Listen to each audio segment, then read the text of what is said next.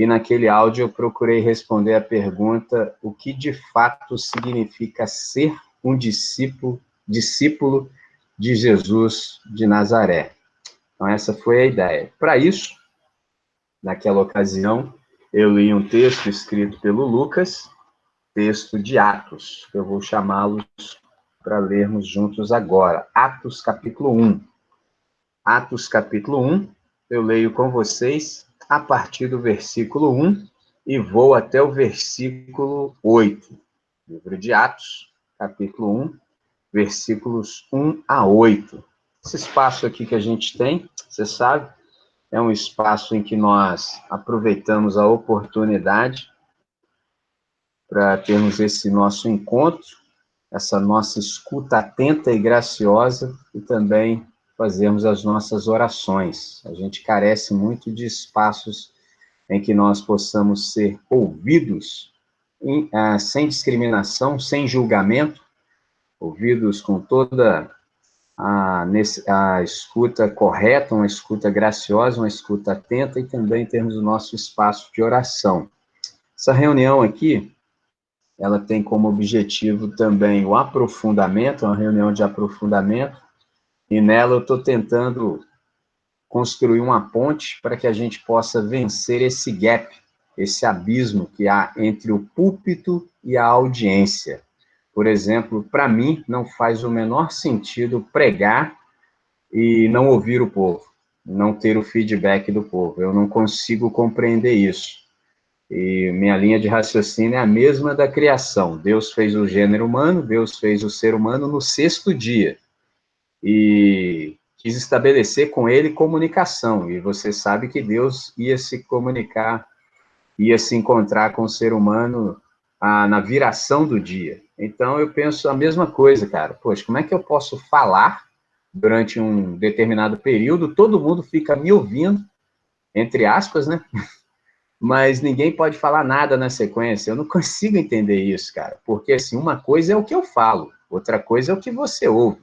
Então, entre eu e o que você ouve, tem muita coisa acontecendo. E eu sou muito interessado em saber o que está acontecendo. Eu já disse inúmeras vezes para vocês que eu me alegro profundamente quando vocês me contam que ouviram algo acerca do que eu disse, que eu penso assim, mas você ouviu infinitamente melhor do que eu consegui me expressar.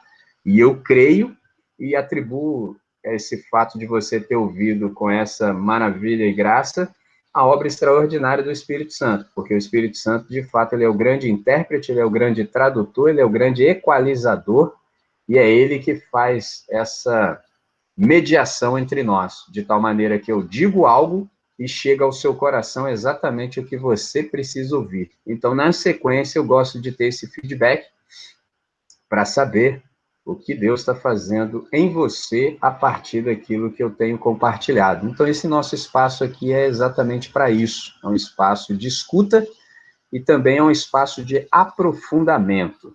Eu aprendi com um irmão chamado Richard Foster, da área da espiritualidade. Ele disse o seguinte, que a superficialidade é a maldição da nossa época.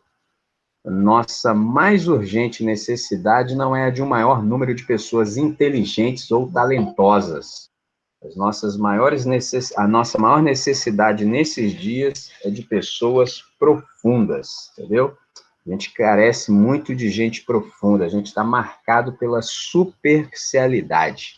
Então, nesse momento, quando o Edgar chegou, eu o parabenizei por ter separado esse tempo para estar conosco, e era exatamente isso que eu estava pensando, porque é muito bom quando a gente investe no desenvolvimento da nossa consciência conforme o ensino do Evangelho. Eu tenho aprendido que aplicar-se no conhecimento muda o destino de qualquer ser humano.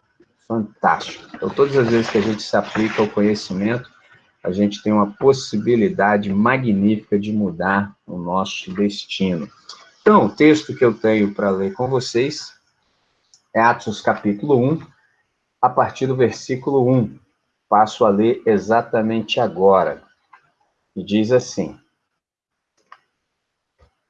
Fiz o primeiro tratado ao Teófilo acerca de tudo que Jesus começou, não só a fazer, mas a ensinar. até o dia em que foi recebido em cima, depois de ter dado mandamentos pelo Espírito Santo aos apóstolos que escolhera, aos quais também, depois de ter padecido, se apresentou vivo com muitas e infalíveis provas, sendo visto por eles pelo espaço de 40 dias, e falando das coisas concernentes ao reino de Deus. E estando com eles, determinou-lhes que não se ausentassem de Jerusalém, mas que esperassem a promessa do Pai, que disse ele, de mim ouvistes. Porque, na verdade, João batizou com água, mas vós sereis batizados com o Espírito Santo não muito depois destes dias. Aqueles, pois, que se haviam reunido, perguntaram-lhe, dizendo, Senhor, restaurarás tu neste tempo o reino a Israel? E disse-lhes, não vos compete saber os tempos ou as estações que o Pai estabeleceu pelo seu próprio poder, mas recebereis poder do Espírito Santo que há de vir sobre vós, e ser-me-eis testemunhas, tanto em Jerusalém, como em toda a Judéia e Samária, e até os confins da terra. Bom, esse texto é um texto registrado pelo Lucas. O Lucas é um médico, ele é um grego, ele é um médico grego convertido e ele é um pesquisador meticuloso. Observe, por exemplo, o que ele escreveu aqui, ó, na biografia de Jesus, que leva o nome dele, Lucas capítulo 1, entre os versículos 1 e 4. Olha o que ele diz, pra você perceber como ele é um pesquisador meticuloso. Tendo, pois, muitos empreendido por em ordem a narração dos fatos que entre nós se cumpriram, segundo nos transmitiram os mesmos que os presenciaram desde o princípio e foram ministros da palavra, pareceu-me também a mim conveniente descrevê-los a ti, ó excelente Teófilo, por sua ordem, havendo-me já informado minuciosamente de tudo desde o princípio, para que conheças a certeza das coisas que já estás informado. O Lucas é assim, ele é um pesquisador meticuloso, ele é um historiador in loco. Então, esse aqui é o segundo livro do Lucas. Segundo para nós, porque o primeiro, como disse, é a biografia de Jesus. Então, é o livro de Lucas. Atos. Lucas e Atos eram um rolo apenas. Eu disse isso lá no áudio. Era um rolo apenas. E eles foram separados cerca de 150 anos depois. E essa aqui é uma história escrita por um sobrevivente que foi marcado pela história. E o Lucas, eu sempre que posso chamo a atenção para esse fato dele ter um poder de síntese incomum. O Lucas sabe dizer muitas coisas com muita profundidade nas entrelinhas. Ele é fantástico. Então, todas as vezes que você lê o Lucas, você precisa lê-lo sabendo disso que acabei de lhe ensinar. Ele sabe dizer coisas profundas nas entrelinhas. Exemplo, vem comigo, retome ao texto de Atos capítulo 1. Olha só como é que ele diz muitas coisas nas entrelinhas. Ele diz que Jesus começou não só a fazer, mas a ensinar. Só isso aqui já é uma coisa magnífica. Por quê? Geralmente, quando nós não atentamos para o modelo que é Jesus de Nazaré, a gente faz exatamente o contrário. A gente se mete a ensinar aquilo que ninguém consegue verificar como vida em nossa vida. Ou seja, há uma discrepância entre o que nós tentamos ensinar e a vida que nós vivemos. Isso é uma coisa horrorosa, mas a gente não pode dizer que aprendeu isso com Jesus de Nazaré. Porque Jesus de Nazaré, primeiro ele fazia e na sequência ele ensinava, levando-se em consideração que ele é a palavra encarnada. Então, traduzindo, ele primeiro vive o seu próprio ensinamento, faz e depois ensina. É um negócio fantástico e magnífico. Infelizmente, aqui no Ocidente, a gente se mete a fazer o contrário. Então, a gente se mete a ensinar uma coisa que as pessoas não conseguem verificar em nossa própria vida. Isso tem um nome, já disse, é uma discrepância e uma incoerência. Mas o Lucas diz também que ele começou a fazer. Olha que interessante, ele começou. Ora, se ele começou, precisa se dar continuidade. E se você observar, o nome do texto é Atos. Atos dos Apóstolos. Então, os apóstolos, que são os missionários, vão dar continuidade pelo Espírito Santo à obra de Jesus de Nazaré. É um negócio magnífico. O Lucas conseguiu dizer tudo isso e muito mais só nessa frase. E aí a gente, às vezes, passa batido assim e nem vê o que o cara estava falando. Ele só fez uma lógica invertida que diz muita coisa. Então, assim como no Evangelho, ele fala-nos acerca daquilo que Jesus começou a fazer, assim também o livro de Atos fala-nos acerca daquilo que ele continua a fazer e a ensinar pelo Espírito Santo. Vocês sabem que esse nosso encontro aqui, ele chama EBQ. Antes era Escola Bíblica de Quinta-feira, mas agora com a quarentena a gente deu um outro nome, a Escola Bíblica da Quarentena, mas eu não precisei nem inventar esse nome, eu só copiei de Jesus de Nazaré. Porque Jesus de Nazaré, se você observar o texto aqui, ó, versículo 3, o Lucas fala que ele também tinha um EBQ, entendeu? Bem antes de mim, ele já tinha EBQ dele, olha só. Aos quais também, depois de ter padecido, se apresentou vivo com muitas infalíveis provas, ou seja, com provas convincentes, incontestáveis, sendo visto por eles pelo espaço de 40 dias. Rolou uma quarentena com os discípulos, cara. E nessa quarentena, Jesus deu 40 aulas para os caras. Nessas aulas, Jesus falava das coisas concernentes ao reino de Deus. Pergunta é, o que é o reino de Deus? Melhor definição sintética que eu tenho para você, em síntese, é: reino de Deus é uma nova realidade em que tudo o que acontece glorifica a Deus. Tudo o que acontece é, de fato, o que Deus quer que aconteça. Isso é o reino de Deus. Mas só que coisa sensacional. E antes que as coisas aconteçam do lado de fora, reino de Deus é a soberania de Cristo no coração daqueles que creem. Ponto. Viu como é que é sensacional? Então, do lado de fora, as coisas acontecem como as coisas devem acontecer. E do lado de dentro, Deus já está entronizado no coração daqueles que de fato reconhecem Cristo Jesus como Senhor, único, magnífico. Então, Jesus, nessas 40 aulas, ensinou isso para os caras. 40 aulas incríveis. Então, imagine-se vivendo durante 40 dias com alguém que foi ressuscitado. Eu sempre disse para vocês que Jesus não ressuscitou. Isso é a coisa mais óbvia do mundo. Ele foi ressuscitado. Porque ninguém pode ressuscitar. Se você morreu, como é que você vai ressuscitar? Pô, impossível, né, gente? Isso é o óbvio. Então, se você morreu, você não pode ressuscitar. Se você morreu, você só pode ser ressuscitado. Então, os alunos de Jesus tiveram contato com Cristo, com Jesus, já com o seu corpo glorificado, que não carregava mais nenhum sinal de morte, e eles passaram esses 40 dias sendo instruídos no projeto de Deus, nosso Pai, para a humanidade.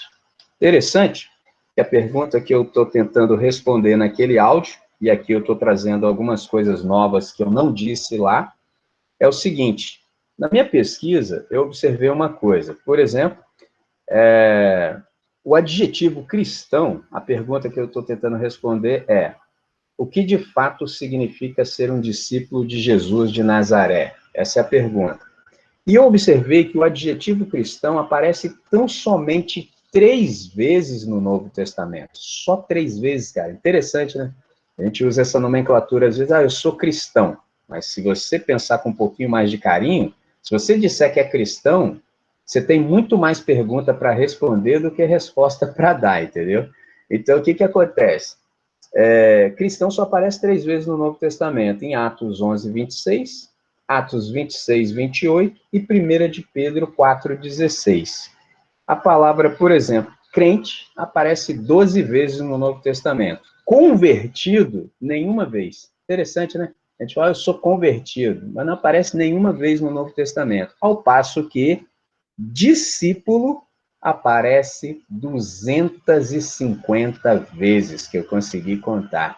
250 vezes. Ora, Se a palavra discípulo aparece no Novo Testamento 250 vezes, não deve ser à toa, deve estar querendo dizer alguma coisa. Então, a pergunta que nos sobrevém primeira é: o que é um discípulo? Discípulo é alguém que está sujeito à disciplina de um mestre, alguém que ouve e segue um mestre. Isso é ser um discípulo. Então, se discípulo aparece cerca de 250 vezes na Escritura, sobretudo no Novo Testamento, florescem aqui novas possibilidades de sentido. Por isso, de fato, saber o que significa ser discípulo é essencial. Por que é essencial? É a pergunta. Porque definir o discípulo é definir as suas relações com Cristo, para que se possa viver de modo coerente. Ora, se ser discípulo é estar sob a disciplina de um mestre, você precisa saber, de fato, como é que se vive de modo coerente com o seu mestre, porque o seu mestre te ensina e você segue após os ensinos desse mestre. Então, é preciso viver de modo coerente. Coerente com o quê? Coerente com a vontade do mestre. E a vontade do mestre é a vontade de Deus. E a gente sabe que a vontade de Deus é a norma de funcionalidade do universo. Só como é que é isso? O universo tem uma norma de funcionamento e de funcionalidade. Você já me ouviu dizer que todas as coisas do planeta, elas têm um telos e têm um ethos. O que é o telos? São duas palavras gregas. Telos significa finalidade e ethos significa comportamento coerente com a finalidade. Qual é o problema? Todos os seres no universo sabem qual é o seu telos e a sua finalidade existencial. Os únicos que não sabem somos nós, seres humanos. Por isso que a gente fica aí dando cabeçada na existência. Nós somos os únicos que não sabem a sua vocação. Aí a gente fica igual doido aí, ó, corre para lá, corre para cá, e acha que enchendo a geladeira de post-it vai resolver a vida, porque agora eu vou ser um cara organizado, vou organizar meu tempo, agora vai. Não vai nada, irmão, não vai. Para com isso. Para de ouvir os caras da autoajuda e pede ajuda do alto, entendeu? Para com isso. Entendeu? Não vai rolar, só vai rolar o dia que você se reconectar com Deus, fizer as pazes com a Trindade, souber a sua identidade, viver conforme a sua identidade e a vontade de Deus, aí as coisas entram no eixo. Aí vai fluir, que é uma beleza. O que não necessariamente significa que sua vida vai ser um mar de rosas, nada disso. Estou dizendo que vai fluir, ou seja, independente das circunstâncias, as coisas vão acontecer no seu tempo e a contento. Não sei se vai ser hoje, amanhã, mas vai ser e vai fluir. Ponto. Então, quando a gente fala de vida coerente, nós estamos falando de uma vida de acordo com a vontade de Deus, porque tudo que está fora da vontade de Deus está disfuncional.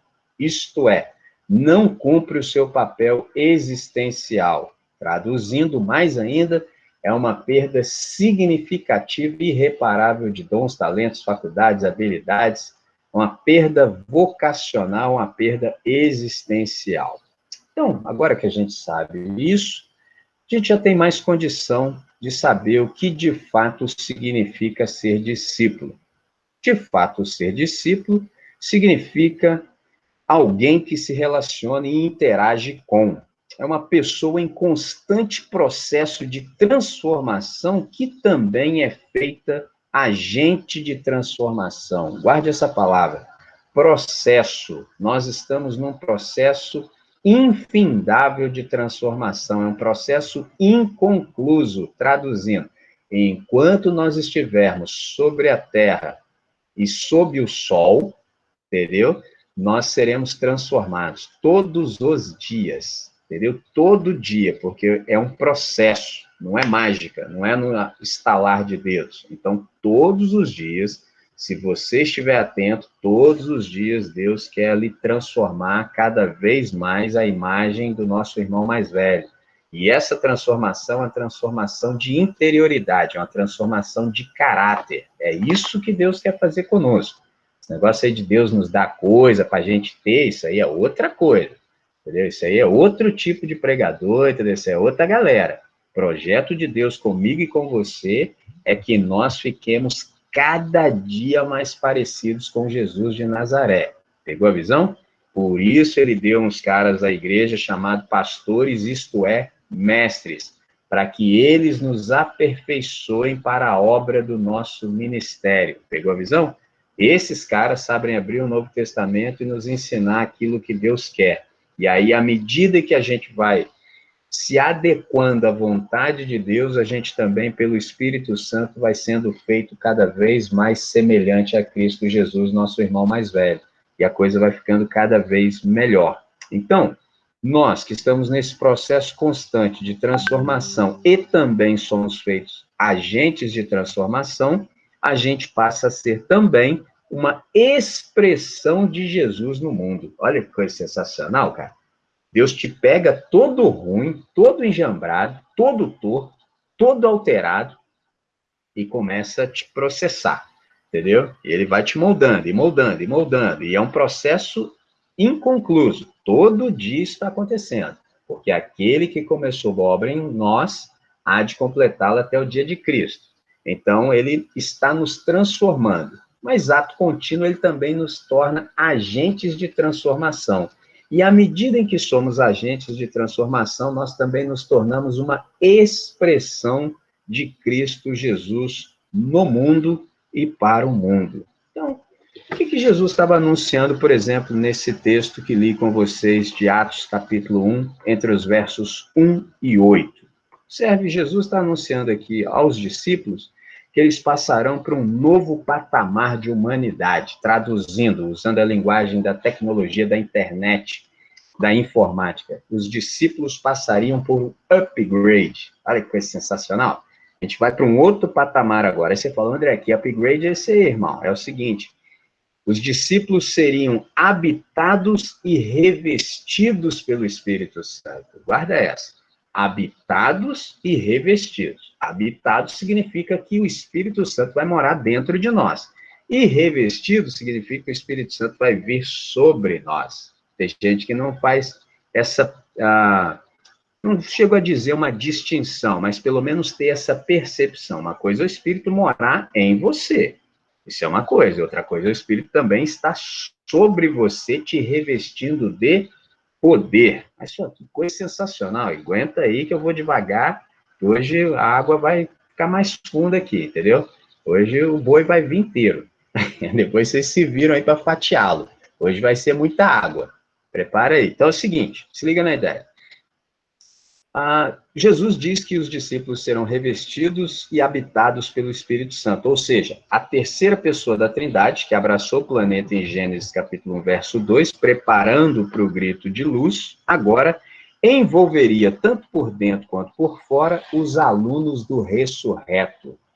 Então, o que quer dizer isso? Que ele não só ressuscitaria o nosso espírito, porque esse é o nosso problema, a gente aprendeu isso quando a gente leu Efésios capítulo 2, o verso 1, nós estávamos mortos em nossos delitos e pecados, então o Espírito não só vai ressuscitar o nosso espírito humano, como também se unirá a ele. Então o Espírito de Deus ressuscitou o nosso espírito, mas também se uniu a ele. Se você quiser saber mais sobre isso, guarde essa citação, 1 aos Coríntios capítulo 6, verso 17. Agora, para isso, os discípulos precisavam obedecer a Jesus, eles precisavam ficar em Jerusalém, onde o Pai cumpriria a sua promessa. Então, o Espírito Santo, a começar pelos discípulos, se derramaria sobre todos os seres humanos, unindo-os com a Trindade e entre si.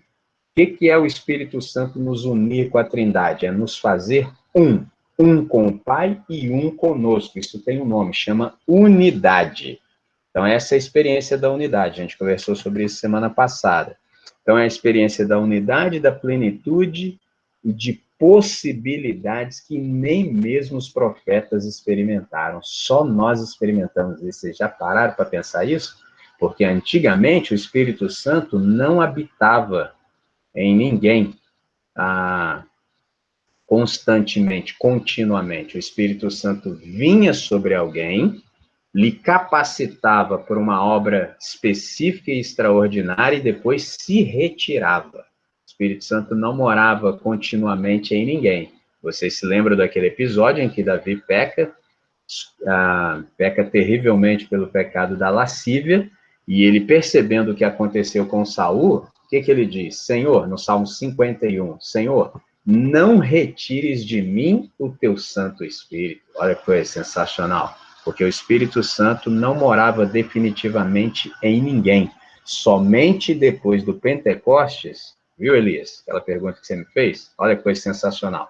Somente depois do Pentecostes é que o Espírito Santo veio morar definitivamente na raça humana. Isso é sensacional. Isso nos possibilita unidade com Deus, porque só dá para ser um com Deus se a gente tiver o Espírito de Deus. João 17, Jesus fez essa oração. Que nós sejamos um com Deus e um entre nós. Então, nos dá a possibilidade de unidade, de plenitude e de possibilidades. Então, trata-se aqui de uma mudança de padrão para a humanidade, um upgrade.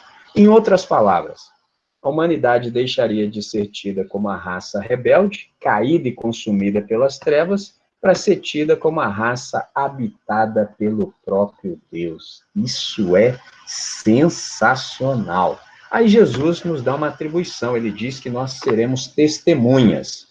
Observe essa parte que Lucas diz assim, tanto como e até. Guarde essas três palavras, tanto como e até. O que isso quer dizer?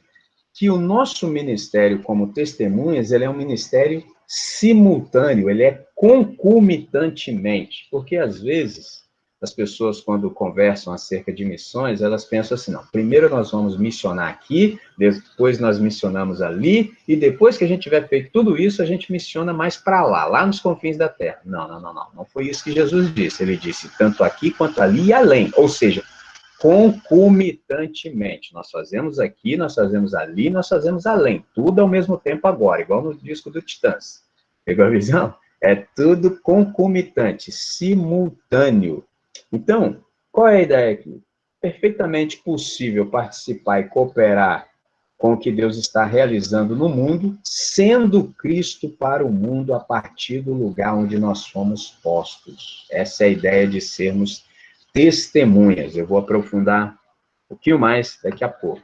Só quero chamar mais uma atenção para esse tanto como aqui, ali e lá. O que isso quer dizer? Que há mais abrangência agora para a ação ministerial de Jesus. Você sabe que quando Jesus estava aqui entre nós, encarnado, ele nunca saiu dos limites de Israel. Ele nunca conseguiu sair dali. Hoje em dia, nós podemos. Por isso que ele disse que nós faríamos obras maiores. Aí, quando você lê isso a primeira vez, você fala assim, cara, como é que eu vou fazer um negócio maior do que o que Jesus fez? É lógico que não pode ser em qualidade, só pode ser em extensão. Jesus só conseguiu alcançar, andando a pé para lá e para cá, Israel. No máximo que ele foi, deu um rolezinho ali em Gadara, entendeu? Conversou com a mulher Cirofenícia, mas nada além disso. Eu e você, se a gente quiser, a gente pode pegar um negócio chamado trem, metrô, avião, burro, lombo de burro, jangada, cavalo, a pé. Mano, você faz o que você quiser, o avião te leva em qualquer lugar do planeta. Olha que coisa sensacional, irmãos. Você já parou para pensar num negócio desse? O avião te leva em qualquer lugar, tanto aqui, quanto ali, quanto lá. Traduzindo, você só não vai se você não quiser, só se você for rebelde. Agora, se você quiser, você aprende uma coisa que é assim, se você sair de onde você está exatamente agora, você pode chegar em qualquer lugar do mundo. O dia que eu entendi isso, irmãos, estava aí parado no meu skatinho, eu olhei e falei, cara, se eu sair andando daqui, eu posso chegar em qualquer lugar. E quem falou que eu não posso ir? Entendeu? Porque assim, vocês sabem, tudo aqui no planeta é de Jesus. Tem gente que não sabe disso, mas tem gente que sabe. Aí eu botei na minha cabeça o seguinte, mano, imagina que Jesus, sabendo do desejo que ele mesmo colocou no meu coração de pregar o evangelho em todos os cantos do planeta, vai que ele fala assim, André, eu sei que para viajar é difícil, né? Eu falo, eu que sei, sou do time dos pobres, nunca vou em lugar nenhum, então não tem férias, não tem nada, sou pobre. Ele fala, então, mas tem uns filhos meus aí que deixei uns negócios na mão deles para administrar. Vou acionar um deles aí, entendeu? Vou acionar um deles, amanhã tá lá para você desenrolar. Eu falei, que coisa sensacional, é assim que acontece, irmão. Então, Aqui Jesus está falando o seguinte, que a abrangência da ação ministerial, ela ficou infinitamente maior. Agora a gente tem possibilidades de ir para todos os lugares do planeta. Eu aprendi algo com um irmão chamado George Whitefield. Ele foi considerado o príncipe dos pregadores ao ar livre. Ele era um inglês. O cara era bom. Ele falou o seguinte, olha só, agora o mundo inteiro é a minha paróquia. Para onde o meu Senhor me chamar, estou pronto para ir pregar o evangelho. Eu falei, mas isso aqui é banana para macaco, irmão. Era tudo que eu queria ouvir, mas, cara, Jesus falou para mim, André, agora a missão é aqui, ali e lá. Eu falei, o quê? Mano, eu vou ficar soltinho no planeta agora, soltinho, onde ele me mandar eu vou. Por isso, irmãos, que a gente precisa fazer as coisas com consistência. Por quê? Nenhum de nós que está aqui nesse grupo que leva Jesus a sério sabe o que vai acontecer quando a reunião acabar. Então você tem que fazer as coisas com consistência, porque se acabar, acabou. Porque Deus pode falar assim, André, junta suas coisas aí, mete o pé e some, agora eu te quero em tal lugar. E aí? Aí eu pego meu passaporte e ralo. Me despeço de vocês, entendeu? Eu falo, irmãos, foi muito bom conversar com vocês, mas fui. Por quê? Porque a abrangência ministerial agora é por todo o planeta. Então, agora, do jeito que o Whitefield disse, o mundo inteiro é minha paróquia, entendeu? Eu confesso a vocês, vocês são meus amigos, eu tenho essa dificuldade, às vezes, por exemplo, ser um pastor de igreja local, porque, pô, eu não vou poder ir para lugar nenhum, como é que eu vou fazer? Eu não posso acreditar que o mundo é do tamanho da minha igreja local, é infinitamente maior, entendeu? É infinitamente maior. Eu sou muito grato a Deus pela possibilidade que Ele me dá de sempre estar percorrendo a criação e andando para lá e para cá, para você ter oportunidade de ver o que Ele está fazendo ao redor do globo. É uma experiência extraordinária. Então, esse aqui, ali e lá, fechando a ideia. O que quer dizer? É assim, a missão de Deus é o mundo, o método de Deus é a igreja, e o tempo de Deus é agora. A missão de Deus é o mundo, entendeu? Deus quer salvar a humanidade, e a humanidade está espalhada pelo globo. Então, onde tiver gente, a gente precisa encontrar os caras. O método de Deus somos nós. Quem somos nós? A igreja. A igreja é constituída de pessoas arrependidas que creem de fato que Jesus de Nazaré é Deus em carne que veio para nos libertar, entendeu? Essa é a igreja. E o tempo de Deus é exatamente esse, é o presente, é agora, por isso o presente é um grande presente. E para isso, a gente precisa de poder. Não dá para missionar, não dá para ser testemunha sem poder. E aqui, infelizmente, os discípulos e a gente também se equivoca, porque a gente acha que poder é para fazer milagre, e não é, entendeu? Poder não é para fazer milagre. Se você ler o texto bem, poder, na verdade, é para a gente ser quem a gente deve ser, porque milagre, ele é efetivado pelo nome de Jesus, entendeu? Se alguém ainda ficou com dúvida, ou não sabia do que eu acabei de dizer, é só dar uma lida em Mateus, capítulo 7, vem comigo, vou reduzir um pouquinho a velocidade, Mateus, capítulo 7, olha o que Jesus fala exatamente sobre isso, porque vai ter uma galera, naquele grandioso dia, que vai passar vergonha, vai se ver em apuros, e vai querer sair com essa aqui para Jesus, ó. Porque os caras se achavam muita coisa e naquele grandioso dia eles ficaram do lado de fora e estão meio sem saber por que eles ficaram do lado de fora. E Jesus vai dizer para eles por que eles estão nessa situação. Mateus capítulo 7, entre os versos 21 e 23. Note bem. Nem todo o que me diz Senhor, Senhor, entrará no reino dos céus, mas aquele que faz a vontade de meu Pai que está nos céus. Olha que coisa sensacional. Tem muita gente que diz Senhor, Senhor, mas diz ao próprio Senhor. Olha que coisa interessante. Traduzindo, quem são esses caras? Os religiosos. Só pode dizer Senhor, Senhor para o Senhor quem acha que conhece o Senhor. Mas olha o que ele diz mais, verso 22. Muitos me dirão naquele dia, Senhor, Senhor, não profetizamos nós em teu nome? E em teu nome não expulsamos demônios? E em teu nome não fizemos muitas maravilhas? Então lhes direi abertamente, nunca vos conheci. Apartai-vos de mim, vós que praticais a iniquidade. Caramba, mano, traduzindo. Os caras aqui na Terra eram grandes performáticos da religião. Os caras faziam e aconteciam, e tinha uma galera que levava fé nesses caras, porque eles faziam e acontecia. Só que chegou naquele grandioso dia, eles ficaram do lado de fora. Aí eles foram reclamar com Jesus: Senhor, mas no teu nome nós não fizemos esse show todo aqui da fé? Ó, nós não fizemos, nós não tínhamos programas lá na Bandeirantes, assim, nos canais fechados, que a gente pagava milhões. E como é que nós estamos do lado de fora? Ele falou assim, abertamente: eu nem sei quem vocês são. Rapaz, o dia que eu li isso aqui, eu deixei o humor rolando. Paguei uns 20 rolamentos. Falei, que coisa sensacional, cara. Porque tem muitos entre nós que creem porque veem.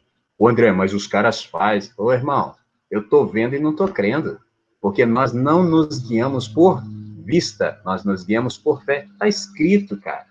Quem faz milagre não é o cara, é o nome de Jesus. Traduzindo, para você pegar a ideia. Você pode estar num ambiente que é pura charlatanice. O cara é charlatão total. Sabe o que acontece? Se tiver uma pessoa naquele ambiente que crê, olha como é que Deus é sensacionalmente bom. Só ele consegue fazer isso. Porque eu já queria mandar fogo e consumir todo mundo, entendeu? Aí Deus não. Como tem um cara lá que crê, por amor e graça, o que Deus faz? Passa por cima do charlatão mentiroso, faz o bem para aquele cara que crê pelo nome de Jesus, entendeu? Olha que interessante. E Deus é tão bom que ele também ainda dá chance para o charlatão se converter. Caramba, mano, mas aí está escrito aqui que nem assim os caras se convertem. Aí naquele dia eles vão dizer para o Senhor: Senhor, mas em teu nome nós fizemos muitas maravilhas. Nós expulsamos demônios, nós fizemos coisas extraordinárias, nós chegamos até mesmo a profetizar em teu nome. Como é que a gente está do lado de fora? É simples, vocês não são dos meus. Se vocês fossem dos meus, vocês estavam aqui dentro. Vocês só usaram o meu nome. Vocês eram estelionatários. Falei, caramba, irmão. Uma oração que nós deveríamos fazer hoje, eu já disse a vocês, só vou relembrar, era pedir assim: Senhor, Pai, sê misericordioso e salva o nome de Jesus. Olha que coisa interessante. Porque tem lugares, cara, que para autenticar a loucura e chancelar, os caras falam tudo que é em nome de Jesus. Aí todo mundo acredita. Então, assim, uma obra extraordinária que Deus poderia fazer, e seria ótimo se ele salvasse o nome de Jesus, entendeu? Para os caras não mais usarem o nome de Jesus. Mas é só Deus que sabe dessas coisas aí. Então, estou alertando vocês. Qual é o segredo? Poder não é para realizar milagres, porque o que realiza milagres é o nome de Jesus. O poder do Espírito Santo não é para fazer. O poder do Espírito Santo é para ser. Qual é o problema que a gente tem hoje? É que nesse frenesi de fazer, como a gente está numa sociedade que enfatiza muito e dá muita ênfase no fazer, a gente se esqueceu absolutamente do ser. Então, pergunta às vezes que as pessoas se fazem numa hora como essa: mas o que eu vou fazer? A real é o seguinte: não faça nada. Você não tem que fazer nada, você simplesmente precisa ser. Por isso é necessário poder. Para quem ouviu o áudio, sabe que eu disse o seguinte: geralmente a gente acha que testemunha é alguém que fala daquilo que viu ou que ouviu. Mas se a gente continuar com esse tipo de pensamento, não faz sentido a lógica do texto, porque o texto diz que a gente precisa de poder.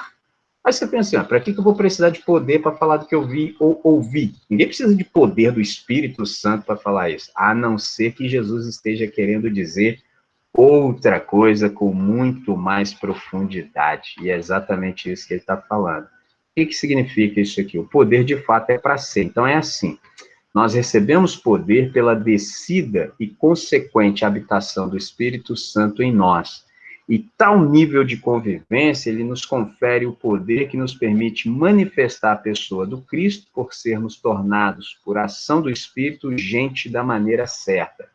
O que é ser gente da maneira certa? É ser gente como Jesus de Nazaré. E como é que gente como Jesus vive?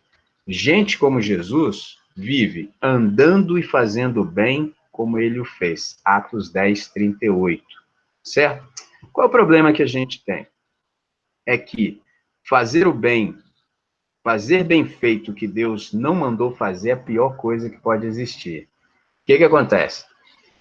Infelizmente, se a gente não tiver conectado com Deus, a gente começa a dar vazão aos nossos próprios pensamentos e aos nossos próprios projetos. Então, assim, não é incomum, eu creio que todos nós que estamos aqui no grupo já ouviu, assim, no começo do ano, alguém estar à frente de uma congregação e dizer assim, agora nós vamos orar pelos nossos projetos, afinal, janeirão, você tem que orar pelos seus projetos, né? Afinal de contas, você vai ter 12 meses, se tudo der certo, para cumprir os seus projetos. E nada melhor do que contar com Deus Todo-Poderoso para chancelar os seus projetos. Mas eu preciso te insistir, chamar atenção para uma coisa. Pior coisa do mundo é obter sucesso naquilo que Deus não mandou você fazer. Isso é algo horroroso, mano. Já viu um negócio chamado Torre de Babel? Os caras estavam lá no empreendimento extraordinário. Já ouviu falar do assalto, do roubo ali ao Banco Central de Fortaleza? Mano, foi um negócio sensacional, cara. Agora, que dia que Deus mandou os caras fazer aquilo?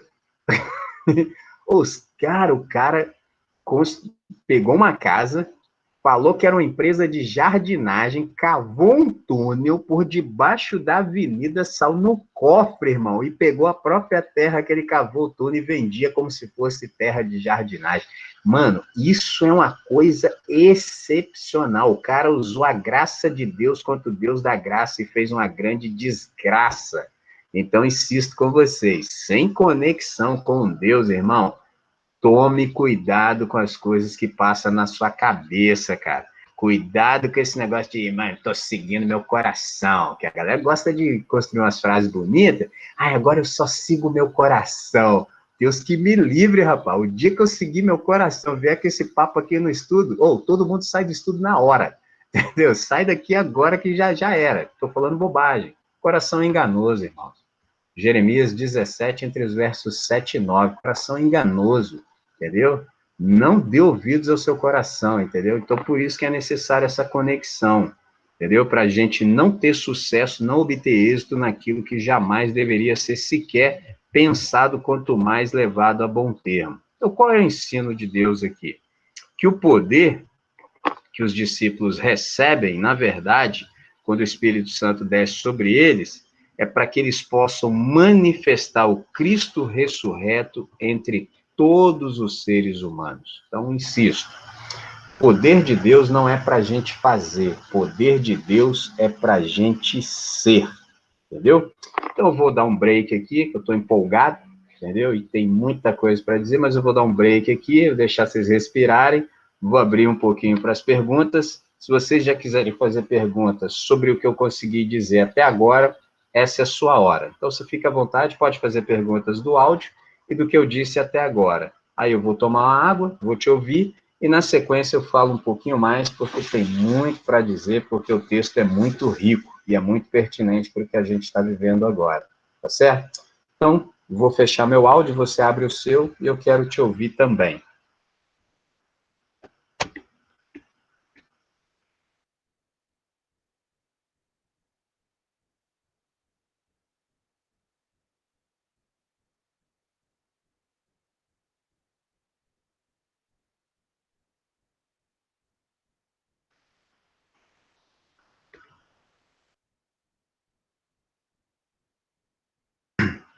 Só não podem falar todos juntos ao mesmo tempo, que eu não sou Deus, não consigo discernir, né?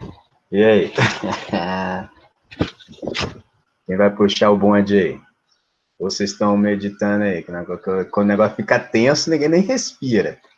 Fala aí, fala aí. Teve uma galera que me escreveu lá durante a semana, falei, irmão, o negócio talou aqui. Eu falei, então. E hoje eu tô tentando falar coisas que eu não disse lá no áudio, já vi que eu tava empolgado aqui, eu falei, vou dar um break aqui, que senão a galera nem respira. Se quiser falar, pode falar. Não vou retomar aqui.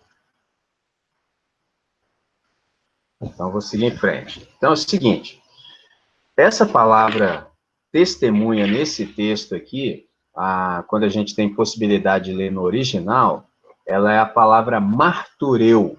O que é martureu? É de onde vem a nossa palavra mártir, que é algo que, infelizmente, por influência dos nossos irmãos americanos, nós desaprendemos completamente. A gente não sabe mais o que é a dimensão do martírio na igreja. Traduzindo, ninguém quer morrer. Todo mundo tem medo de morrer na igreja do Brasil hoje.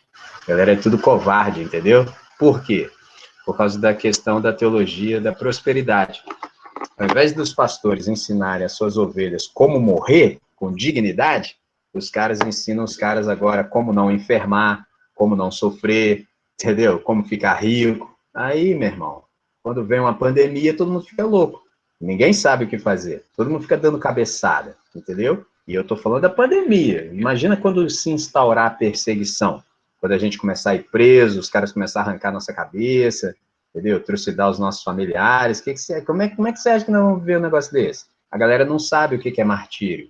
E a palavra aqui para testemunhas é martureu, que significa Marte, de onde veio essa nossa palavra em português, Marte. Então, essa é uma dimensão. A dimensão que eu trabalhei lá no áudio é outra dimensão, que era do ser um porta-retrato. O que é isso? É o fato de que você, como o Espírito Santo habita em você, está sobre você, você agora é uma testemunha de Cristo. Traduzindo, olhar para você é a mesma coisa que olhar para Jesus de Nazaré. É como se você e eu fôssemos porta-retratos de Cristo Jesus. Então, encontrar-se comigo, encontrar-se com você, é o mesmo que se encontrar com Jesus de Nazaré. Isso é magnífico, é de uma responsabilidade incrível.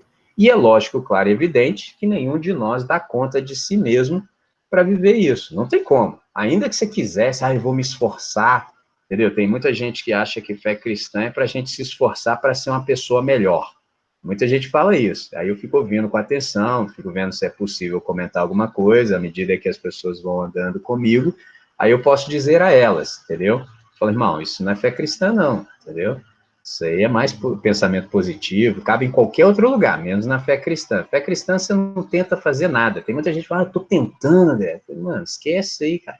Esquece esse negócio de tentar, porque se fosse possível tentando, não precisava Jesus vir aqui morrer no nosso lugar, e tampouco o Espírito Santo vir habitar em nós e vir sobre nós. Porque a gente estava conta sozinha, era mais uma questão assim, de boa vontade, de força de vontade, mas não é possível vivermos aquilo que Deus quer que vivamos sem o poder extraordinário do Espírito Santo. Então, acrescente isso à sua compreensão. Ser testemunha, de fato, é ser um porta-retrato, e por isso ser testemunha não é sinônimo de autobiografia. Pegou a visão?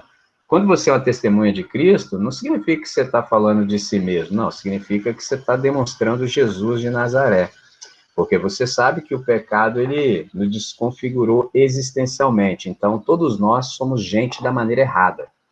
A nossa única possibilidade de ser gente da maneira certa é se Deus nos tomar em suas mãos e for nos moldando ao longo do processo. Aí a gente aprende a ser gente da maneira certa. Pegou a visão? Então, toda vez que a gente testemunha, a gente não está falando sobre nós, a gente está falando exatamente acerca de Jesus de Nazaré. E muito mais do que falando, eu só precisei usar isso como uma questão de linguagem, a gente está demonstrando. Então, testemunha nesse texto está tanto para narração quanto para demonstração. É muito mais o que nós somos do que o que nós falamos. Exemplo, não tem como eu não falar isso. É a mesma coisa, eu não preciso dizer para vocês que eu sou da etnia, eu sou negro, eu não preciso falar isso. Vocês estão vendo, tá na minha cara. Agora, muito estranho seria se eu chegasse e dissesse aqui para vocês que eu sou alemão. Pô, se você ia rolar, você enlouqueceu de vez, agora foi mesmo. Não tem como. E muitas vezes a galera que se diz testemunha de Jesus está fazendo exatamente isso, cometendo esse ato patético e ridículo, entendeu? Eles estão dizendo uma coisa com a boca que não pode ser verificado na cara deles. A cara deles está dizendo que eles são outra coisa, eles insistem em falar que não são. Pô, não pode fazer isso. A única maneira da gente se livrar disso é se o Espírito Santo nos tomar de tal maneira que todas as vezes que as pessoas se encontrem conosco, o que saia de nós seja reflexo de Jesus de Nazaré. Então é por isso, por exemplo, que as Escrituras, ao abordarem a natureza do discípulo, elas sempre enfatizam, em primeiro lugar, aquilo que ele é, antes de começarem a falar sobre aquilo que ele faz. Então, o ser precede o fazer sempre. Então, Deus, na verdade, ele está infinitamente mais preocupado com o que nós somos do que o que nós fazemos. Eu aprendi com Agostinho o seguinte: testemunhar não é algo que fazemos, testemunhar é algo que somos. Então, Nós somos aqueles que vivem o que pregam para terem condições de pregarem o que vivem. Você pode perguntar, André, por que deve ser assim? Por que só pode ser assim? É simples, porque todos os circunstantes, eles veem claramente o que nós somos de fato. Então, nós, de fato, somos a única Bíblia que muita gente está lendo. Você sabe que o mundo não lê Bíblia, né? O mundo lê os caras que se dizem discípulos de Jesus de Nazaré. Porque nós é que dizemos que esse texto é verdade, nós é que dizemos que Jesus de Nazaré é o Senhor, nós é que dizemos que ele é o nosso professor. Ora, então todos os caras que estão olhando para nós estão esperando ver em nós aquilo que nós dizemos ser a verdade. Ver encarnado, não é só da boca para fora. E isso tem todo sentido, porque é uma questão de coerência. Eu aprendi com um camarada, um americano, chamado Benjamin Franklin, que o bom exemplo é o melhor sermão. O bom exemplo é o melhor sermão. E nada manifesta mais nitidamente o nosso sistema de valores do que as nossas ações. Há uma irmã que eu respeito muito, ama missões, o nome dela é Alnauzira Nascimento. Com ela aprendi o seguinte: o exemplo ele pode ser tanto uma mensagem que fala ao coração das pessoas ou uma negação da verdade. Entendeu? O exemplo pode ser tanto uma mensagem que fala ao coração das pessoas, como uma negação da verdade. É o exemplo de vida, é tudo que a gente tem. Falar, qualquer um fala, irmão. Tem um montão de gente falando aí, é live que não acaba mais. Agora, qual é o exemplo que essa pessoa traz? É um exemplo que fala ao coração, ou é um exemplo altissonante contra a verdade? É um exemplo anticristo? Esse é o problema. Qual é a questão aqui? Por que a gente precisa ser coerente? Por que a gente precisa, de fato, ser? Porque certas mensagens, elas só são compreendidas quando o mensageiro se torna a verdadeira encarnação da mensagem. Pegou a visão? Então, antes que você abra a boca no púlpito, mano, quando você chegou no ambiente, seja onde for, o cara já tem que ver a mensagem gravada em você, entendeu? Que aí depois, quando você começar a falar, o auditório todo fala assim, não, pode crer, velho, quando você chegou eu já vi que você era assim mesmo, você só corroborou a mensagem, se você também não tivesse falado nada, a gente já tinha entendido, tá na tua cara, entendeu? Agora, chegar exalando uma mensagem, entendeu? Vibrando uma mensagem, chegar lá no púlpito depois, querer falar outra, só se o cara for muito ator, cara, e tem que ser muito artista para conseguir fazer um negócio desse, entendeu? Porque não tem como. Tudo no cara fala, entendeu? Então, me lembro de um irmão chamado Stanley Jones, quando ele falou assim, eu não sou pregador, eu sou uma testemunha. Traduzindo, insisto, a questão nunca foi performance, a questão é identidade profunda de ser. Não é o que nós fazemos, é o que nós somos. Por isso, Jesus disse, quando o Espírito Santo descer sobre vocês, então vocês receberão poder para testemunhar, com grande efeito ao povo de Jerusalém, de toda a Judéia, de Samaria e até os confins da terra a respeito da minha morte, da minha ressurreição.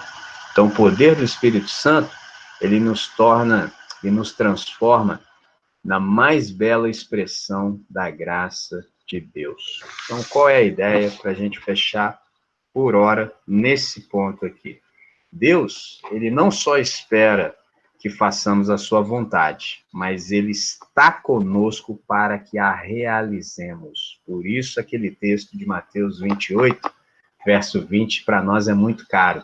E eis que estou convosco todos os dias até a consumação do século. Uma coisa era Deus falar assim, André, eu quero que você faça a minha vontade. Eu falo, pô, então vou tentar. Só que eu posso fazer, né? Pô, só quer, mas primeiro que eu nem sei o que é. Eu nem tenho discernimento para saber. Segundo, que eu não tenho condição, né, Deus? Só sabe que meu negócio é pecar, né? Meu negócio é pecar, assim, com força. Agora, fazer tua vontade, eu vou me esmerar, vou tentar, vou me esforçar. Não é assim. Deus, ele não só espera que façamos a sua vontade, mas ele está conosco para que tenhamos condição de executá-la a contento. Como é que ele faz isso? Nos revestindo de poder. O poder do Espírito Santo é que nos dá condições de ser. Então, o nosso chamado é para ser. Pessoal, interessante. Por quê? Porque quem faz é Deus. Então, nosso chamado é para ser, e Deus é quem vai fazer. Encerro esse momento dizendo o seguinte: o ser precede o fazer, o ser esclarece o fazer, e o ser faz. Você nem se dá conta de que fez, porque você é, entendeu? Você é. Então, mano, qualquer coisa que você fizer será feita do jeito de quem é. Pegou a visão? Então, o ser precede o fazer. Traz esclarecimento para o seu fazer. E o ser faz, você nem se dá conta. Por isso que sempre que eu posso, eu insisto com vocês no fato de que, se você não sabe a sua identidade, procure um lugar silencioso, procure ter os seus encontros no secreto com o Todo-Poderoso, para que ele lhe revele a sua identidade. Porque se você souber quem você é, você terá esclarecimento para a sua execução, entendeu? Mas primeiro você tem que saber quem você é. E se você souber quem você é, você faz sem mesmo saber que fez. Vai ser natural, vai fluir de você com muita naturalidade, com muita espontaneidade. Agora sim, paro aqui e vou abrir novamente para ouvi-los, se quiserem, e depois eu falo um pouquinho mais, porque hoje eu estou empolgado.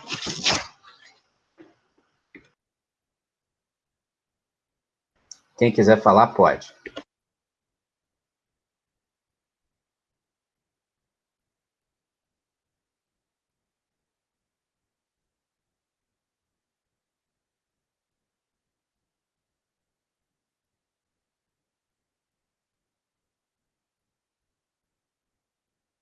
Boa noite, André. Então, uma das coisas que eu fiquei pensando desde que eu ouvi o áudio e ouvindo agora de novo essa última ênfase que você deu, no áudio, se eu não me engano, você coloca o exemplo de estar como se fosse numa escada, só como se fosse um elevador, né? E que, de fato, a gente... E agora com essa fala e com tudo mais, é muito... Não sei se eu entendi direito, mas fala bastante a respeito daquele versículo que fala sobre permanecer, sabe? Que os frutos vão acontecer pelo poder do Espírito Santo. E isso que você falou também a respeito da identidade, é porque eu vim de um ambiente onde, quando falava sobre o poder do Espírito Santo, logo eu associava, assim, pela demonstração que acontecia, era tipo, cair no chão e, enfim, aquela festa toda que acontecia. É... e trazendo agora, eu acho que isso nos chama mais para responsabilidade, assim, também, de certa maneira. E uma outra coisa também que eu fiquei pensando, e que eu ainda estou pensando a respeito do último que eu tive presencial, a gente falou muito sobre a questão da linguagem, de como falar e tudo mais. E que é muito importante mesmo, assim, sabe? Só que eu fico pensando, poxa Deus, porque eu fiquei pensando também, poxa Deus, eu estou estudando por uma profissão em que eu estou aprendendo o tempo todo a como ouvir. Eu, naturalmente, tenho entendido que eu sou mais de ouvir do que de falar, assim, sabe? E aí eu fico pensando, onde eu me encontro nisso tudo, Deus? E agora você falando essas coisas, me dá a sensação de que eu estive muito tempo querendo fazer algo e sempre indo de encontro a fazer algo, a fazer algo, a fazer algo, quando de fato é só ter a ciência de que o Espírito está em mim e está sobre mim, e que as coisas daí vão fluindo naturalmente, assim, pelo poder do Espírito, e não pelo poder do que o Edgar pode fazer. E graças a Deus por causa disso, porque ia ser muito ruim. Preciso concordar com você, Edgar. Ia ser ruim demais, entendeu? E esse ruim demais se aplica exatamente a mim também. Tudo que a gente bota a mão fica horroroso, fica horrível.